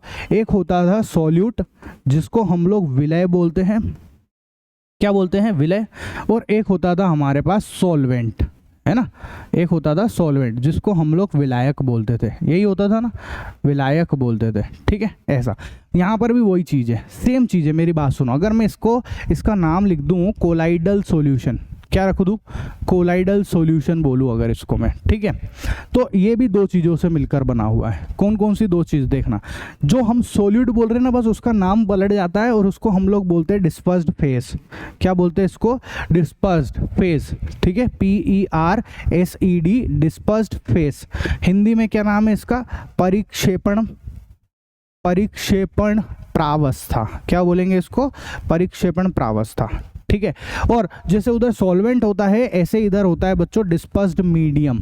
क्या होता है यहाँ पर, डिस्पर्स्ड मीडियम, शॉर्टकट में एम लिख दिया मैंने, जगह नहीं बच रही इसलिए, डिस्पर्स्ड मीडियम। हिंदी में इसको बोलते हैं परिक्षेपण माध्यम। क्या बोलेंगे इसको, परिक्षेपण माध्यम। ठीक है, ऐसा। तो कोई सा भी जो कोलाइडल सॉल्यूशन होता है वो दो चीज से मिलकर बना होता है। एक होता है डिस्पर्स्ड फेस, है ना, एक डिस्पर्स्ड फेस और एक और डिस्पर्स्ड मीडियम। हिंदी वालों के लिए परिक्षेपण प्रावस्था और परिक्षेपण माध्यम बच्चों, बस यही चीज यहाँ पर, ये पहला पॉइंट यही है अपना। ठीक है, ऐसा। द सोल्यूट लाइक कंपोनेंट्स और the dispersed particles in a colloidal form the dispersed face. ठीक है, जैसे मैंने आपको बताया विलय पदार्थ की तरह ही इसका जो कम घटक होता है, जो इसका जो घटक होता है विलय जैसा है, उसको हम लोग जो है डिस्पर्स्ड फेज बोलते हैं बच्चों, परिक्षिप्त प्रावस्था बोलते हैं। ठीक है, क्या बोलते हैं, परिक्षिप्त प्रावस्था बोलते हैं। आया समझ में। ठीक है, ऐसा। मतलब ये अल्टीमेटली सोल्यूट ही है, विलय ही है और कुछ नहीं है, बस इसका नाम चेंज हो गया है यहाँ पर।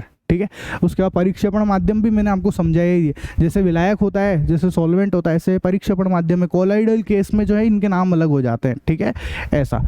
अब कोलाइड की कुछ एग्जांपल देख लो। कुछ एग्जाम्पल है हमारे पास, जैसे कि अगर द्रव के अंदर गैस मिला दिया, देखो परिक्षिप्त प्रावस्था ये छोटा है ना, परिक्षिप्त प्रावस्था कम मात्रा में होती है, ये विलय है एक तरीके से, और ये विलायक है, ये विलायक है ना, ये सॉल्वेंट है, ये सॉल्वेंट है और ये सोल्यूट है, ऐसे आपके दिमाग में रहेगा। तो ये कम मात्रा में, ये ज़्यादा मात्रा में, ठीक है। मतलब कि अगर हम लोग गैस के अंदर जब द्रव को मिला देते हैं, गैस है, खूब सारी गैस है, और उसमें कोई द्रव भर दे आप, कोई लिक्विड भर दो आप, ठीक है, इसको इंग्लिश में लिख देता हूँ मैं। देखो ये क्या है, ये गैस है, लिखने की जरूरत तो नहीं है वैसे, है ना, और ये लिक्विड है, सब जानते हो आप, इतना इंग्लिश मीडियम वाले जानते हैं इतना, है ना, ऐसा। तो ये जो गैस है, जब इसके अंदर अगर हम लिक्विड को भर देते हैं तो ऐसे कोलाइडल सॉल्यूशन का नाम पड़ जाता है बच्चों एरोसोल। क्या बोलते हैं इनको? एरोसोल बोलते हैं। क्या नाम है जल्दी से बता दो मेरे को? एरोसोल बोलते हैं इसको, एरोसोल, ठीक है। ऐसा एग्जाम्पल क्या क्या है बताओ, आप खुद सोचो, आप पढ़ तो यही आपने सोचना क्या है ना। कोहरा हो गया, ठीक है, बादल हो गया, है ना, ये जो है ये सब क्या होते हैं बच्चों? कुहासा है, कोहरा है, बादल है, ये सब क्या कहलाते हैं? ये हमारे एरोसोल होते हैं बच्चों, ठीक है। बादल कैसे बनता है बताओ? बादल क्या होते हैं? एक बहुत सारी गैसेज होती है, जब उसके अंदर पानी आ जाता है, लिक्विड भरा जाता है उसके अंदर, तो बादल बन जाता है, ठीक है, तो वो एरोसोल कहलाता है बच्चों। धुआं भी ऐसे होता है, कोहरा भी ऐसे होता है, सॉरी धुआं नहीं, कोहरा भी ऐसे होता है, ठीक है। उसके बाद अगर हम लोग इस गैस के अंदर ठोस को भर दें, गैस है, ठीक है, गैस के अंदर अगर मैं ठोस को भर दूंगा तो वो भी एरोसोल ही कहलाता है ना। क्या कहलाता है बच्चों? एरोसोल ही कहलाता है। उसके एग्जांपल क्या क्या है उसका है? जैसे धुआं है, स्वचालित वाहन का निथार, एग्जॉस्ट, कहने का मतलब जो धुआं निकलता है ना, चाहे वो धुआं फैक्ट्रियों से निकल रहा हो या चाहे जो है ऑटोमोबाइल गाड़ियाँ वगैरह जो है उनसे जो धुआं निकलता है वो सारा है, वो किसका एग्जाम्पल है बच्चों? वो हमारा गैस के अंदर ठोस में लगी रहती है, ठीक है। उसके अंदर क्या होता है? जो गैस होती है ना, गैस तो है ही से एनवायरमेंट है, उसमें धुएं के पार्टिकल्स होते हैं, ठोस के पार्टिकल्स होते हैं बच्चों उसके अंदर, ठीक है। इसलिए आप कभी भी देखना, जो गाड़ी का जो धुआं है या जो चिमनी का धुआं है, अगर आप एक प्लेट ले लो, उस प्लेट के ऊपर उसके यहाँ से धुआं निकल रहा है, उस प्लेट के ऊपर उस धुएं आने दो उसको, फिर आप उस धुएं को ऐसे हाथ लगा के देखोगे तो आपके हाथ में जो है ठोस के पार्टिकल आ जाएंगे बच्चों, ठीक है, ऐसा। उसके बाद तीसरा है, अगर आप द्रव के अंदर गैस मिलाओगे, द्रव के अंदर जो है अगर आप गैस मिलाओगे बच्चों, ठीक है, ऐसा, द्रव में गैस मिलाना, सोचो आप कोई लिक्विड है उसमें आप गैस मिला रहे हो, क्या आएगा? Shaving cream. क्या एग्जाम्पल? फोम बनेगा, फोम बनेगा, शेविंग क्रीम बन जाएगी, ठीक है, ऐसा। तीसरा फिर आता है, अगर आप लिक्विड में लिक्विड मिलाओगे तो इमल्शन बनेगा, है ना, इमल्शन बनेगा। एग्जाम्पल के तौर पे दूध आ गया, फेस क्रीम आ गया, ये सब है, ठीक है। फिर भैया आप अगर जो है द्रव के अंदर ठोस मिलाते हो, द्रव में लिक्विड के अंदर जो है ठोस मिला रहे हो आप, तो भैया आपके पास आएगा सोल, जिसको हम लोग बोलते हैं कीचड़। कीचड़ जो है वो ऐसे ही होता है, लिक्विड होती है और उसमें जो है ठोस के पार्टिकल, है ना, कीचड़ में पत्थर वगैरह बहुत सारी चीज़ें आ जाती है, ठीक है, ऐसा। मिल्क ऑफ मैग्नीशिया वगैरह ये सब आया। फिर उसके बाद आता है ठोस के अंदर अगर गैस मिला दिया आपने, कोई ठोस है उसमें गैस मिल गई बच्चों, ठीक है, ठोस के अंदर गैस मिल गई तो फोम बनेगा, है ना, फोम रबड़ हो गया, स्पंज हो गया, स्पंज भी यही होता है ना। और एक है प्यूमिस, प्यूमिस स्टोन। अब ये प्यूमिस स्टोन क्या होता है वो सुन लो। आपने कहानी सुनी होगी कि जब भगवान श्री राम जो है ना, वो जब माता सीता का जो है हरण कर लिया था हमारे, है ना, रामायण के अंदर रावण ने कर लिया था, तो उस समय क्या हुआ था कि भगवान ने जो है एक ब्रिज बनाया था बच्चों, ठीक है, जिसको हम लोग राम सेतु बोलते हैं। तो वो जो राम सेतु जब बन रहा था, तो वो जो ब्रिज बन रहा था वो जिस पत्थर से बना था, है ना, वो एक्चुअल में प्यूमिस स्टोन है बच्चों, ठीक है, प्यूमिस स्टोन ही होते हैं वो। उनके अंदर होता क्या है मैं बताऊँ आपको, देखना आप, ठीक है। उनके अंदर क्या होता है कि भैया ये जो जैसे वो स्टोन है, तो उस स्टोन के बीच में ऐसे बारीक बारीक छोटे छोटे से छेद होते हैं, बिल्कुल बारीक बारीक से छेद होते हैं बच्चों, ये ऐसे, ठीक है, बहुत बारीक बारीक से छेद होते हैं, छोटे छोटे से छेद होते हैं बच्चों, ठीक है। इस उससे क्या होता है, उनमें छेद होने की वजह से इसके अंदर एयर जो है वो ट्रैप्ड हो जाती है, इसके अंदर जो हवा है ना वो फंस जाती है इसके अंदर। अब किसी भी चीज़ के अंदर अगर हवा घुस गई है, एयर ट्रैप हो गई है, तो बताओ वो चीज़ कभी पानी में डूबेगी क्या? वो डूबेगी ही नहीं कभी भी पानी के अंदर, ठीक है, वो पानी में इजीली तैरती रहेगी बच्चों, ठीक है, ऐसा। तो ये है हमारा ठोस। पत्थर क्या है? ठोस है, सॉलिड है ना। उसके अंदर हमने एयर भर दी, एयर क्या है? गैस है, ठीक है। तो हमने क्या कर रखा है, ठोस के अंदर, सॉलिड के अंदर जो है गैस को भर रखा है, एयर को भर रखा है, और उसका एग्जाम्पल क्या है? प्यूमिस स्टोन है बच्चों, ठीक है। आया समझ में? कोई दिक्कत हो तो बता दो, फटाफट बोलो। यहाँ तक का मामला सेट है, ठीक है। इसके बाद अगर आप ठोस के अंदर, सॉलिड के अंदर कोई लिक्विड भर दोगे, सॉलिड में कोई लिक्विड भर दोगे तो जेल बन जाएगा। क्या बन जाएगा? जेल। बालों में जेल लगाते हैं वो, जेली खाते हैं वो, पनीर मक्खन ये सब हो जाता है, ठीक है। तो सॉलिड में लिक्विड क्या होता है? जेल होता है, ठीक है। उसके बाद अगर सॉलिड के अंदर जो है आप कोई सॉलिड भरोगे, है ना, तो उसको हम लोग बोलेंगे ठोस सोल, सॉलिड सोल बोलेंगे। और उसको हम लोग बोलते हैं रंगीन रत्न। क्या बोलते हैं बच्चों उसको? रंगीन रत्न हो गया, पत्थर हो गया, दूधिया कांच हो गई, ये सब जो आप अपन वो पहनते हैं ना अपने हाथों में, अंगूठियों में, क्या बोलते हैं, अलग अलग तरीके के पत्थर, नीलम हो गया, ठीक है। ये पत्थर नहीं पहनते, ज्योतिष बताते रहते हैं जो ज़्यादातर, नीलम हो गया, पन्ना हो गया, ठीक है, हीरा मोती, उन सब की बात कर रही है वो चीज़ें। ठोस के अंदर ठोस वो होता है बच्चों, ठीक है, ऐसा। और एक मोस्ट इंपॉर्टेंट बात, गैस में गैस कोलाइडी विलयन नहीं है, यह एक मिश्रण है बच्चों, ठीक है। गैस के अंदर गैस पूरी तरीके से घुल जाती है, मिल जाती है, इसलिए उसको मिश्रण बोलते हैं, कोलाइडी विलयन नहीं बोलते हैं। ध्यान रखना ये वाली बात भी, क्वेश्चन पूछा जाता है क्योंकि ये इसीलिए अलग से लिख के दे रखा है मैंने, ठीक है। और इंग्लिश मीडियम के लिए भी देखो, ये हिंदी मीडियम वालों के लिए भी लिख रखा है और इंग्लिश मीडियम के लिए इंग्लिश में लिख रखे हैं मैंने यहाँ पे, तो तसल्ली से आप स्क्रीनशॉट ले लेना, ठीक है। यहाँ तक कोई दिक्कत है किसी को? है क्या? जल्दी से बता दो, ठीक है। आया समझ में?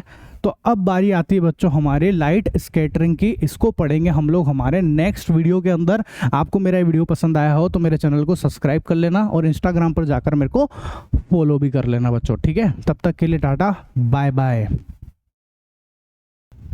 तो अब समझते हैं बच्चों हम लोग प्रकाश के प्रकीर्णन को, है ना, स्कैटरिंग ऑफ लाइट। ये शब्द काफी बार आ रहा था, अब मैं आपको समझाता हूँ कि इसको कैसे। देखो बहुत मजेदार टॉपिक होने वाला है, मजा आ जाएगा आपको। यहाँ पर ध्यान से देखो, मेरे पास में यहाँ पर क्या है, देखो 2 ग्लास रखे हुए हैं, ठीक है।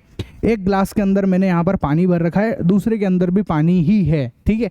पर अब मैं दूसरे ग्लास के अंदर क्या कर रहा हूँ, दूध जो है ना, ये मिल्क का डब्बा, इसको लेता हूँ और इसमें से जो मैं कुछ दूध इसके अंदर डाल देता हूँ बच्चों, और इस डिब्बे को यहाँ से हटा देता हूँ, ठीक है। ऐसा मतलब अब मेरे को यहाँ से समझ में आ गया है कि एक ग्लास के अंदर तो है प्योर वाटर है और एक ग्लास के अंदर जो है दूध वाला पानी है, ठीक है। दूध मिला हुआ, अल्टीमेटली हम दूध ही बोल देंगे अब उसको, ठीक है।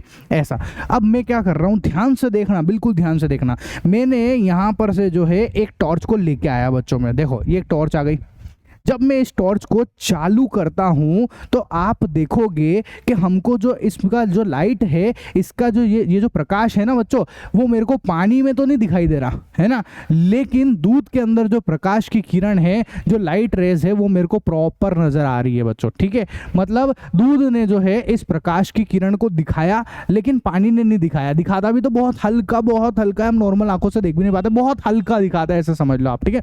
बहुत कम, ना के बराबर दिखाता है, मैं तो यही बोलूंगा उसको, ठीक है। ऐसा तो दूध ने जो है इसके प्रकाश की किरण को, इस लाइट रेस को जो है दिखाया है। यहां पर लाइट दिखती है लेकिन यहां पर नहीं दिखती है। तो सोचने वाली बात है कि ऐसा क्यों कि इसके अंदर लाइट दिख रही है और इसके अंदर लाइट नहीं दिख रही है बच्चों। तो इसको समझने के लिए हमको इन दूध के पार्टिकल्स को देखना पड़ेगा। तो दूध के पार्टिकल्स बच्चों कुछ ऐसे दिखते हैं, है ना। सब एनिमेशन है ये, असली में हम नॉर्मल आंखों से दूध के पार्टिकल्स, दूध के जो कण है उनको नहीं देख पाएंगे बच्चों, सिर्फ एनिमेशन की मदद से समझ सकते हैं कि हो क्या रहा है यहाँ पर, ठीक है। तो अब मैंने यहाँ पर दूध के पार्टिकल्स दिखाया बच्चों, ठीक है। ऐसा, और अगर आपको थोड़ा और अच्छे से दिखाऊं तो मैं इसको थोड़ा जूम करके दिखाता हूं तो आप और अच्छे से समझ पाओगे कि क्या हो रहा है। आखिर वो जो लाइट रे है, जो प्रकाश का किरण है ना, वो हमको इनमें दूध के अंदर क्यों दिखता है उसको समझना पड़ेगा अब अपने को ध्यान से। तो देखो क्या हो रहा था, ये दूध के अंदर है पूरा, हम दूध के अंदर ही चीजों को समझ रहे हैं। ये पार्टिकल्स किसके हैं? दूध के पार्टिकल्स है, ठीक है। क्या हुआ कि जब एक प्रकाश की किरण, जैसे हमने टॉर्च चालू करी तो वो जो लाइट रे है बच्चों, वो जो लाइट है वो किसी एक पार्टिकल पे जाके टकराई, है ना। जब एक लाइट रे किसी पार्टिकल पे जाकर टकराती है, किसी भी जगह पर जाकर टकराती है बच्चों, तो वहां पर होता है रिफ्लेक्शन। क्या होता है? रिफ्लेक्शन होता है, प्रकाश का परावर्तन होता है। हम सब ने पढ़ रखा है प्रकाश का परावर्तन, बताओ यार, 8th क्लास में पढ़ाई होगा आपने। जैसे ये एक सरफेस है, ठीक है। इस सरफेस के ऊपर जब कोई एक लाइट जाके ऐसे टकराती है तो क्या होता है, टक्कर के बाद में ये लाइट उसी डायरेक्शन में वापस आ जाती है है ना। बोलो ये चीज पढ़ी कि नहीं पढ़ी है? इसको हम लोग बोलते हैं बच्चों रिफ्लेक्शन ऑफ लाइट, प्रकाश का परावर्तन बोलते हैं इसको। यहां तक तो हमको पता ही है ना। अच्छा, अगर ये जो सरफेस है ये बड़ी है, सुनना मेरी बात, ये सरफेस कैसी है बच्चों, जिस जगह पर ये टकरा रहा है ये बड़ी सरफेस है। कैसी है? साइज में जो है बड़ी है, खूब बड़ी सरफेस है। तो क्या होगा, यहां से जाएगी, टकराएगी और वापस आ जाएगी। रिफ्लेक्शन तो होगा पर ऐसे टकरा के वापस आ जाएगी, है ना। लेकिन मेरी बात सुनो, अगर आपके पास में जो सरफेस है बच्चों, अगर वो सरफेस छोटी है, ठीक है, बहुत साइज में बहुत ज्यादा छोटी सरफेस है, खूब ज्यादा छोटी सरफेस है, तो अगर कोई लाइट इसके ऊपर आती है तो यहां पर भी रिफ्लेक्शन होता है। लेकिन वो रिफ्लेक्शन जो है वो ऐसे तो होता ही होता है, उसकी बजाय वो ऐसे भी होता है, उसकी बजाय वो ऐसे भी होता है, उसकी बजाय वो ऐसे भी होता है, ऐसे भी होता है, ऐसे भी होता है। मतलब कि वो जो सरफेस, वो जो छोटा सा पार्टिकल्स है वो उस लाइट को सारे डायरेक्शन में फैला देता है बच्चों, सब डायरेक्शन में फैला देता है वो, है ना, सब तरीके से फैलाता है। मतलब वो जो रिफ्लेक्शन है वो सिर्फ पर्टिकुलर एक डायरेक्शन में, मतलब गई और एक ही वापस पलट गई, ऐसे ही ना होकर वो सभी डायरेक्शन में होता है बच्चों, ठीक है। ऐसा तो है वो रिफ्लेक्शन ही, पर वो सब डायरेक्शन के अंदर फैल रहा है, उसकी वजह से हम उसी रिफ्लेक्शन को बोलते हैं बच्चों स्कैटरिंग ऑफ लाइट। क्या बोलते हैं? स्कैटरिंग ऑफ लाइट बोलते हैं, प्रकाश का प्रकीर्णन बोलते हैं बच्चों। क्या बोलते हैं? प्रकाश का प्रकीर्णन बोलते हैं, ठीक है। ऐसा, पर प्रकीर्णन होने के लिए, स्कैटरिंग ऑफ लाइट होने के लिए सबसे पहली कंडीशन यही है कि जो पार्टिकल है वो स्मॉल साइज का होना चाहिए। ऐसा नहीं कि बड़ी बड़ी जो सरफेस होगी उस पर नहीं होता बच्चों, उस पर तो बस एक डायरेक्शन में जाती है और वापस टकरा के आ जाती है, बस इतना ही होता है वहां पर, तो है ना। ठीक है सर, हम समझ गए ये बात, है ना। तो क्या बोला, ध्यान से सुनो, एक जो है वो जो हम टॉर्च चालू कर रहे हैं तो वो लाइट जो है इस पार्टिकल से जाकर टकराई, इससे टकराई। अब मेरे को समझ में आ गया कि जब इससे टकराएगी तो यहाँ पर जो है रिफ्लेक्शन ऑफ लाइट होगा, पर वो एक डायरेक्शन में नहीं होके वो सारी डायरेक्शन में होता है। तो यहाँ पर जो होगा लाइट की स्कैटरिंग हो जाएगी बच्चों, है ना, प्रकाश का प्रकीर्णन होगा। मतलब सारे सब दिशाओं में, सारी दिशाओं में जो है लाइट रेज यहाँ से बाहर निकलेगी, प्रकाश की जो किरण है वो सब दिशाओं में फैलेगी बच्चों, ठीक है। ऐसा, अब जो भी व्यक्ति देखता है, जैसे मैं इसको देख रहा हूं, है ना, अब मेरी तरफ भी प्रकाश की किरण आ रही है तो मेरे को आंखों में क्या दिखेगा? एक प्रकाश आता हुआ दिखेगा, ठीक है। और उसका कलर कैसा है बच्चों? लाल कलर की है, लाल कलर का प्रकाश आता हुआ दिखेगा। अगर वो लाल कलर का प्रकाश आता हुआ दिखेगा, इसका मतलब मेरे को ऐसा लगेगा कि ये जो दूध का पार्टिकल्स है, ये इसका जो कलर है वो एक्चुअल में लाल है। कैसा है? वो लाल दिखेगा मेरे को। हम यही तो करते हैं। अरे यार, जैसे समझो कि ये मेरे पास में, मेरी बात समझना, है ना, ये मेरे पास में बुक है, मेरी नोट्स है ये, ठीक है। इस नोट्स के अंदर मेरे को एक कलर पीला क्यों दिख रहा है? पता है आपको पीला क्यों दिख रहा है? क्योंकि इसके अंदर से एक लाइट आ रही है, इसके अंदर से एक लाइट आ रही है। सुनो, यहाँ पे लाइट है, वो लाइट जाके इस पे टकराई, इस पे से एक लाइट आ रही है जो मेरी आंखों में जा रही है, ठीक है। और वो जो लाइट है वो येलो कलर की लाइट मेरे आंखों में जा रही है ना। येलो कलर की लाइट का परावर्तन हो रहा है, रिफ्लेक्शन हो रहा है बच्चों। इसकी वजह से जो है मेरे को ये यहाँ पर येलो कलर दिख रहा है। ऐसे अगर मैं बोलूँ तो ये वाली जगह जो है लाल कलर की लाइट का रिफ्लेक्शन कर रही है ना, लाल कलर की लाइट का परावर्तन कर रही है, इसलिए मेरे को जगह लाल दिखती है। ये काली इसीलिए दिख रही है क्योंकि यहाँ काले कलर की लाइट यहाँ से बाहर आ रही है, काले कलर का रंग बाहर आ रहा है यहाँ से। आया समझ में? इस तरीके से होता है। तो ऐसे ही यहाँ पर आप देखोगे, जब यहाँ पर इससे टकराया तो इसमें बहुत सारी लाइटें जाती है, तो हमारी आंखों में भी लाल कलर की लाइट आ रही है, इसलिए भैया हम बोल देते हैं कि भैया ये जो पार्टिकल है इसका कलर लाल है, ठीक है। अब जब सब डायरेक्शन में जा रही है तो जरूर कोई एक डायरेक्शन सामने की भी होगी, तो एक लाइट यहाँ सामने भी इस पार्टिकल से टकराएगी। जब वो इस पार्टिकल से टकराएगी बच्चों, तो यहाँ पर भी जो है स्कैटरिंग होगी लाइट की, है ना, प्रकाश का प्रकीर्णन होगा। और एक लाइट मेरे को मेरे सामने आते हुए दिखेगी। जब मेरे सामने आते हुए दिखेगी तो मैं बोलूंगा कि अच्छा ठीक है, इसका जो कलर है वो मेरे को लाल दिख रहा है ना। जब मेरी आंखों में लाल कलर आ रहा है तो मैं बोलूंगा ये लाल रंग का है, तो इसका कलर हमको लाल दिखाई देता है। ऐसे ही ये प्रोसीजर चलता जाता है और हमको जो है ये पूरा का पूरा जो सीन है, ये पूरी की पूरी जो पार्टिकल्स है बच्चों, वो सब रेड कलर के दिखते हैं, ठीक है। ये सारे पार्टिकल्स हमको रेड कलर के दिखते हैं बच्चों, ठीक है। अब अगर हम इनको कंबाइनली देखते हैं उस दूध के गिलास के अंदर, उस गिलास के अंदर जब हम लोग देखते हैं तो हमको पूरी एक लाइट रेज नजर आ जाती है बच्चों, प्रकाश की किरण नजर आती है, पूरी प्रकाश की किरण हमको दिखाई देने लग जाती है, ठीक है। ऐसा, तो आप समझ गए ये किरण और कुछ नहीं है, ये वो क्या हो रहा है, वो पार्टिकल्स जो है लाइट को स्कैटर कर रहे हैं, प्रकाश का प्रकीर्णन कर रहे हैं। इसकी वजह से हमको वो, और हमको उन सबको एक साथ देखते हैं तो हमको एक किरण पुंज दिख जाता है, एक लाइट का पूरा एक रेज दिख जाती है हमको, आई बात समझ में? कोई दिक्कत हो तो बताओ, ठीक है। और ये जो इफेक्ट है ना, ये जो पूरी हमको प्रकाश का किरण जो इसके अंदर दिख रहा है, दूध के गिलास के अंदर जो पूरा किरण हमको जो दिख रहा है बच्चों, मैं किसकी बात कर रहा हूँ? इसकी, ध्यान से समझ लेना, मैं जो है इसकी बात कर रहा हूँ। ये जो किरण हमको दिख रहा है, ठीक है, दूध के अंदर, इस इफेक्ट को हम लोग बोलते हैं बच्चों टिंडेल इफेक्ट। क्या बोलते हैं इसको? Tyndall effect. क्या बोलेंगे? टिंडेल इफेक्ट, टिंडल प्रभाव बोलते हैं, ठीक है। लिख भी देता हूँ, हिंदी में भी नाम लिख देता हूँ, टिंडल प्रभाव। कोई टिंडल नामक साइंटिस्ट थे, उन्होंने इन सब चीज़ों के बारे में बताया था, तो उनके मान सम्मान में जो है उनके नाम पर रख दिया गया टिंडल इफेक्ट, टिंडल प्रभाव बच्चों, ठीक है। ऐसा आया समझ में, है ना? तो यहाँ पे दो चीज़ें हमको सीखने को मिली। अगर लाइट जो है, क्या क्या चीज़ें सीखने को मिली, जल्दी से बता दो मेरे को, क्या सीखने को मिली?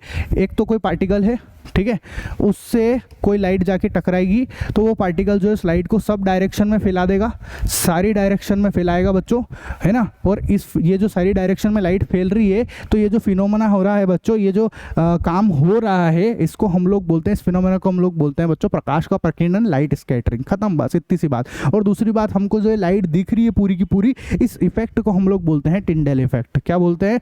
टिंडेल इफेक्ट बोलते हैं। ये दो चीज़ें हमने यहाँ पर सीखी है, ठीक है। ऐसा कोई दिक्कत है नहीं ना? अब आपके मन में आ रहा होगा कि सर दूध के पार्टिकल्स के अंदर तो हमको लाइट दिखती है, लेकिन जो पानी के अंदर है उसके अंदर नहीं दिखती, उसका क्या कारण है? तो उसका सिर्फ एक छोटा सा जवाब है, पता है क्या? कि जो पानी के जो पार्टिकल्स होते हैं बच्चों, वो दिखाता हूँ मैं आपको। देखो, पानी के पार्टिकल्स जो है वो बहुत ज़्यादा छोटे होते हैं एज कम्पेयर टू दूध के पार्टिकल्स बच्चों, ठीक है। दूध के पार्टिकल्स जो है वो थोड़े बड़े होते हैं इनसे, है ना। इस पानी के पार्टिकल्स तो छोटे हैं और इनके पार्टिकल्स जो है वो बड़े होते हैं बच्चों, ठीक है। दूध के पार्टिकल्स जो है वो थोड़े से साइज में बड़े होते हैं, मैं बना के दिखा देता हूँ आपको, ठीक है। ऐसा ऐसा ऐसा ऐसा ऐसा ऐसा ऐसा ऐसा, है ना। ये जो दूध के पार्टिकल्स है, किसके पार्टिकल्स है? ये दूध के पार्टिकल्स है। तो दूध के पार्टिकल्स जो है वो साइज में बड़े होते हैं एज कम्पेयर टू दिस, ठीक है।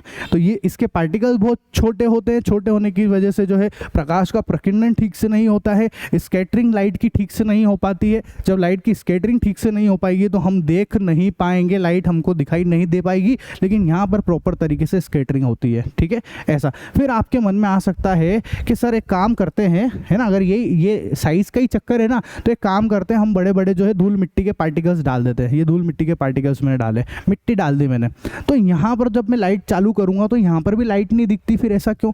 तो उसका कारण ये है बच्चों कि जो धूल मिट्टी के जो पार्टिकल्स है वो यहाँ हवा में नहीं रहते, है ना।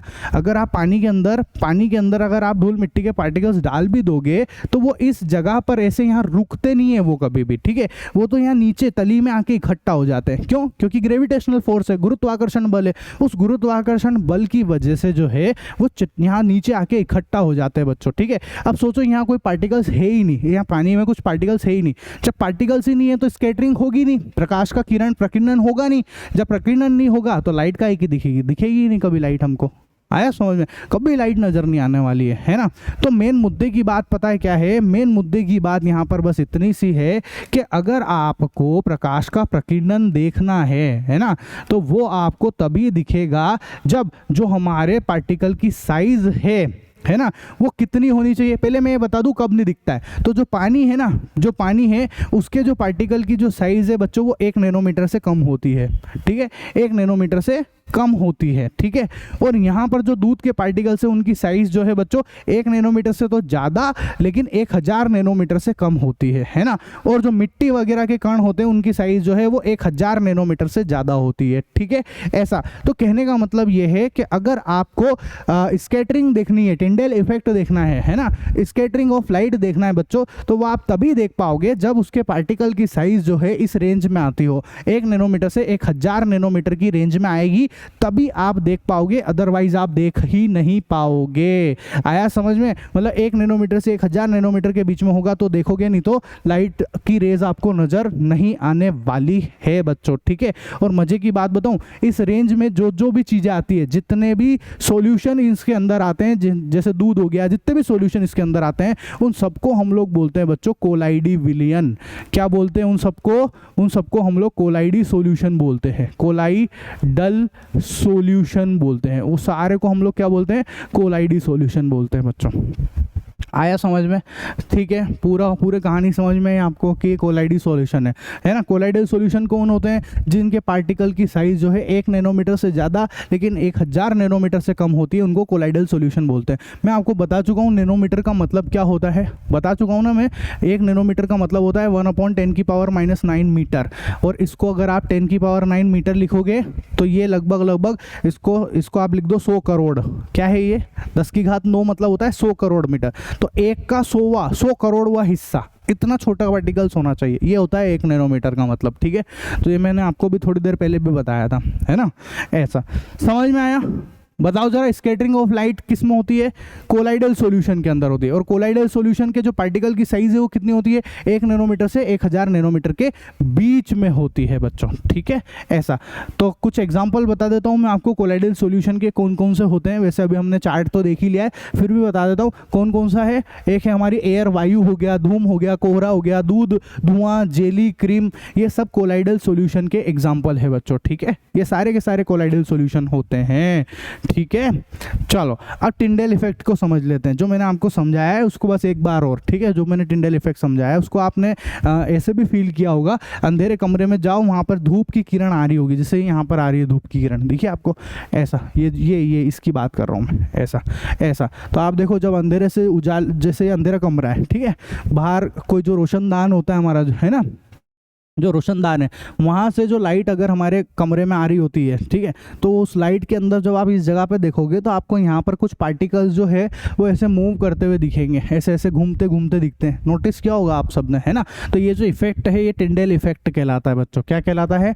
टिंडेल इफेक्ट कहलाता है। ठीक है, तो बस ये जो मैंने आपको चीज़ें बताई है ये सब मैंने यहाँ पर लिख भी रखी है, पूरी की पूरी कहानी आप तसल्ली से पढ़ लेना। ईजी है, जो मैं समझा रहा हूँ वही लिखा हुआ है यहाँ पर। ठीक है, इसी के साथ में हमारा चैप्टर होता है बच्चों फिनिश, है ना। अगर आपको हमारा वीडियो पसंद आया हो तो हमारे चैनल को सब्सक्राइब कर लेना। बहुत मेहनत लगती है जब जाकर ऐसे वीडियो बनते हैं बच्चों। ठीक है, अगर आपको मेरे नोट्स चाहिए, है ना, प्रिंटेड नोट्स चाहिए और कोई लाइव क्लासेस चाहिए बच्चों, तो आप मेरे को मेरी जो एप्लीकेशन है आई कोचिंग, उसको डाउनलोड कर लेना बच्चों। प्ले स्टोर पे मिलेगी इस लोगों के साथ में। ठीक है, और अगर आपको कुछ भी दिक्कत आती है तो आप मेरे से जो है मेरे को इस नंबर पे कांटेक्ट कर सकते हो, है ना।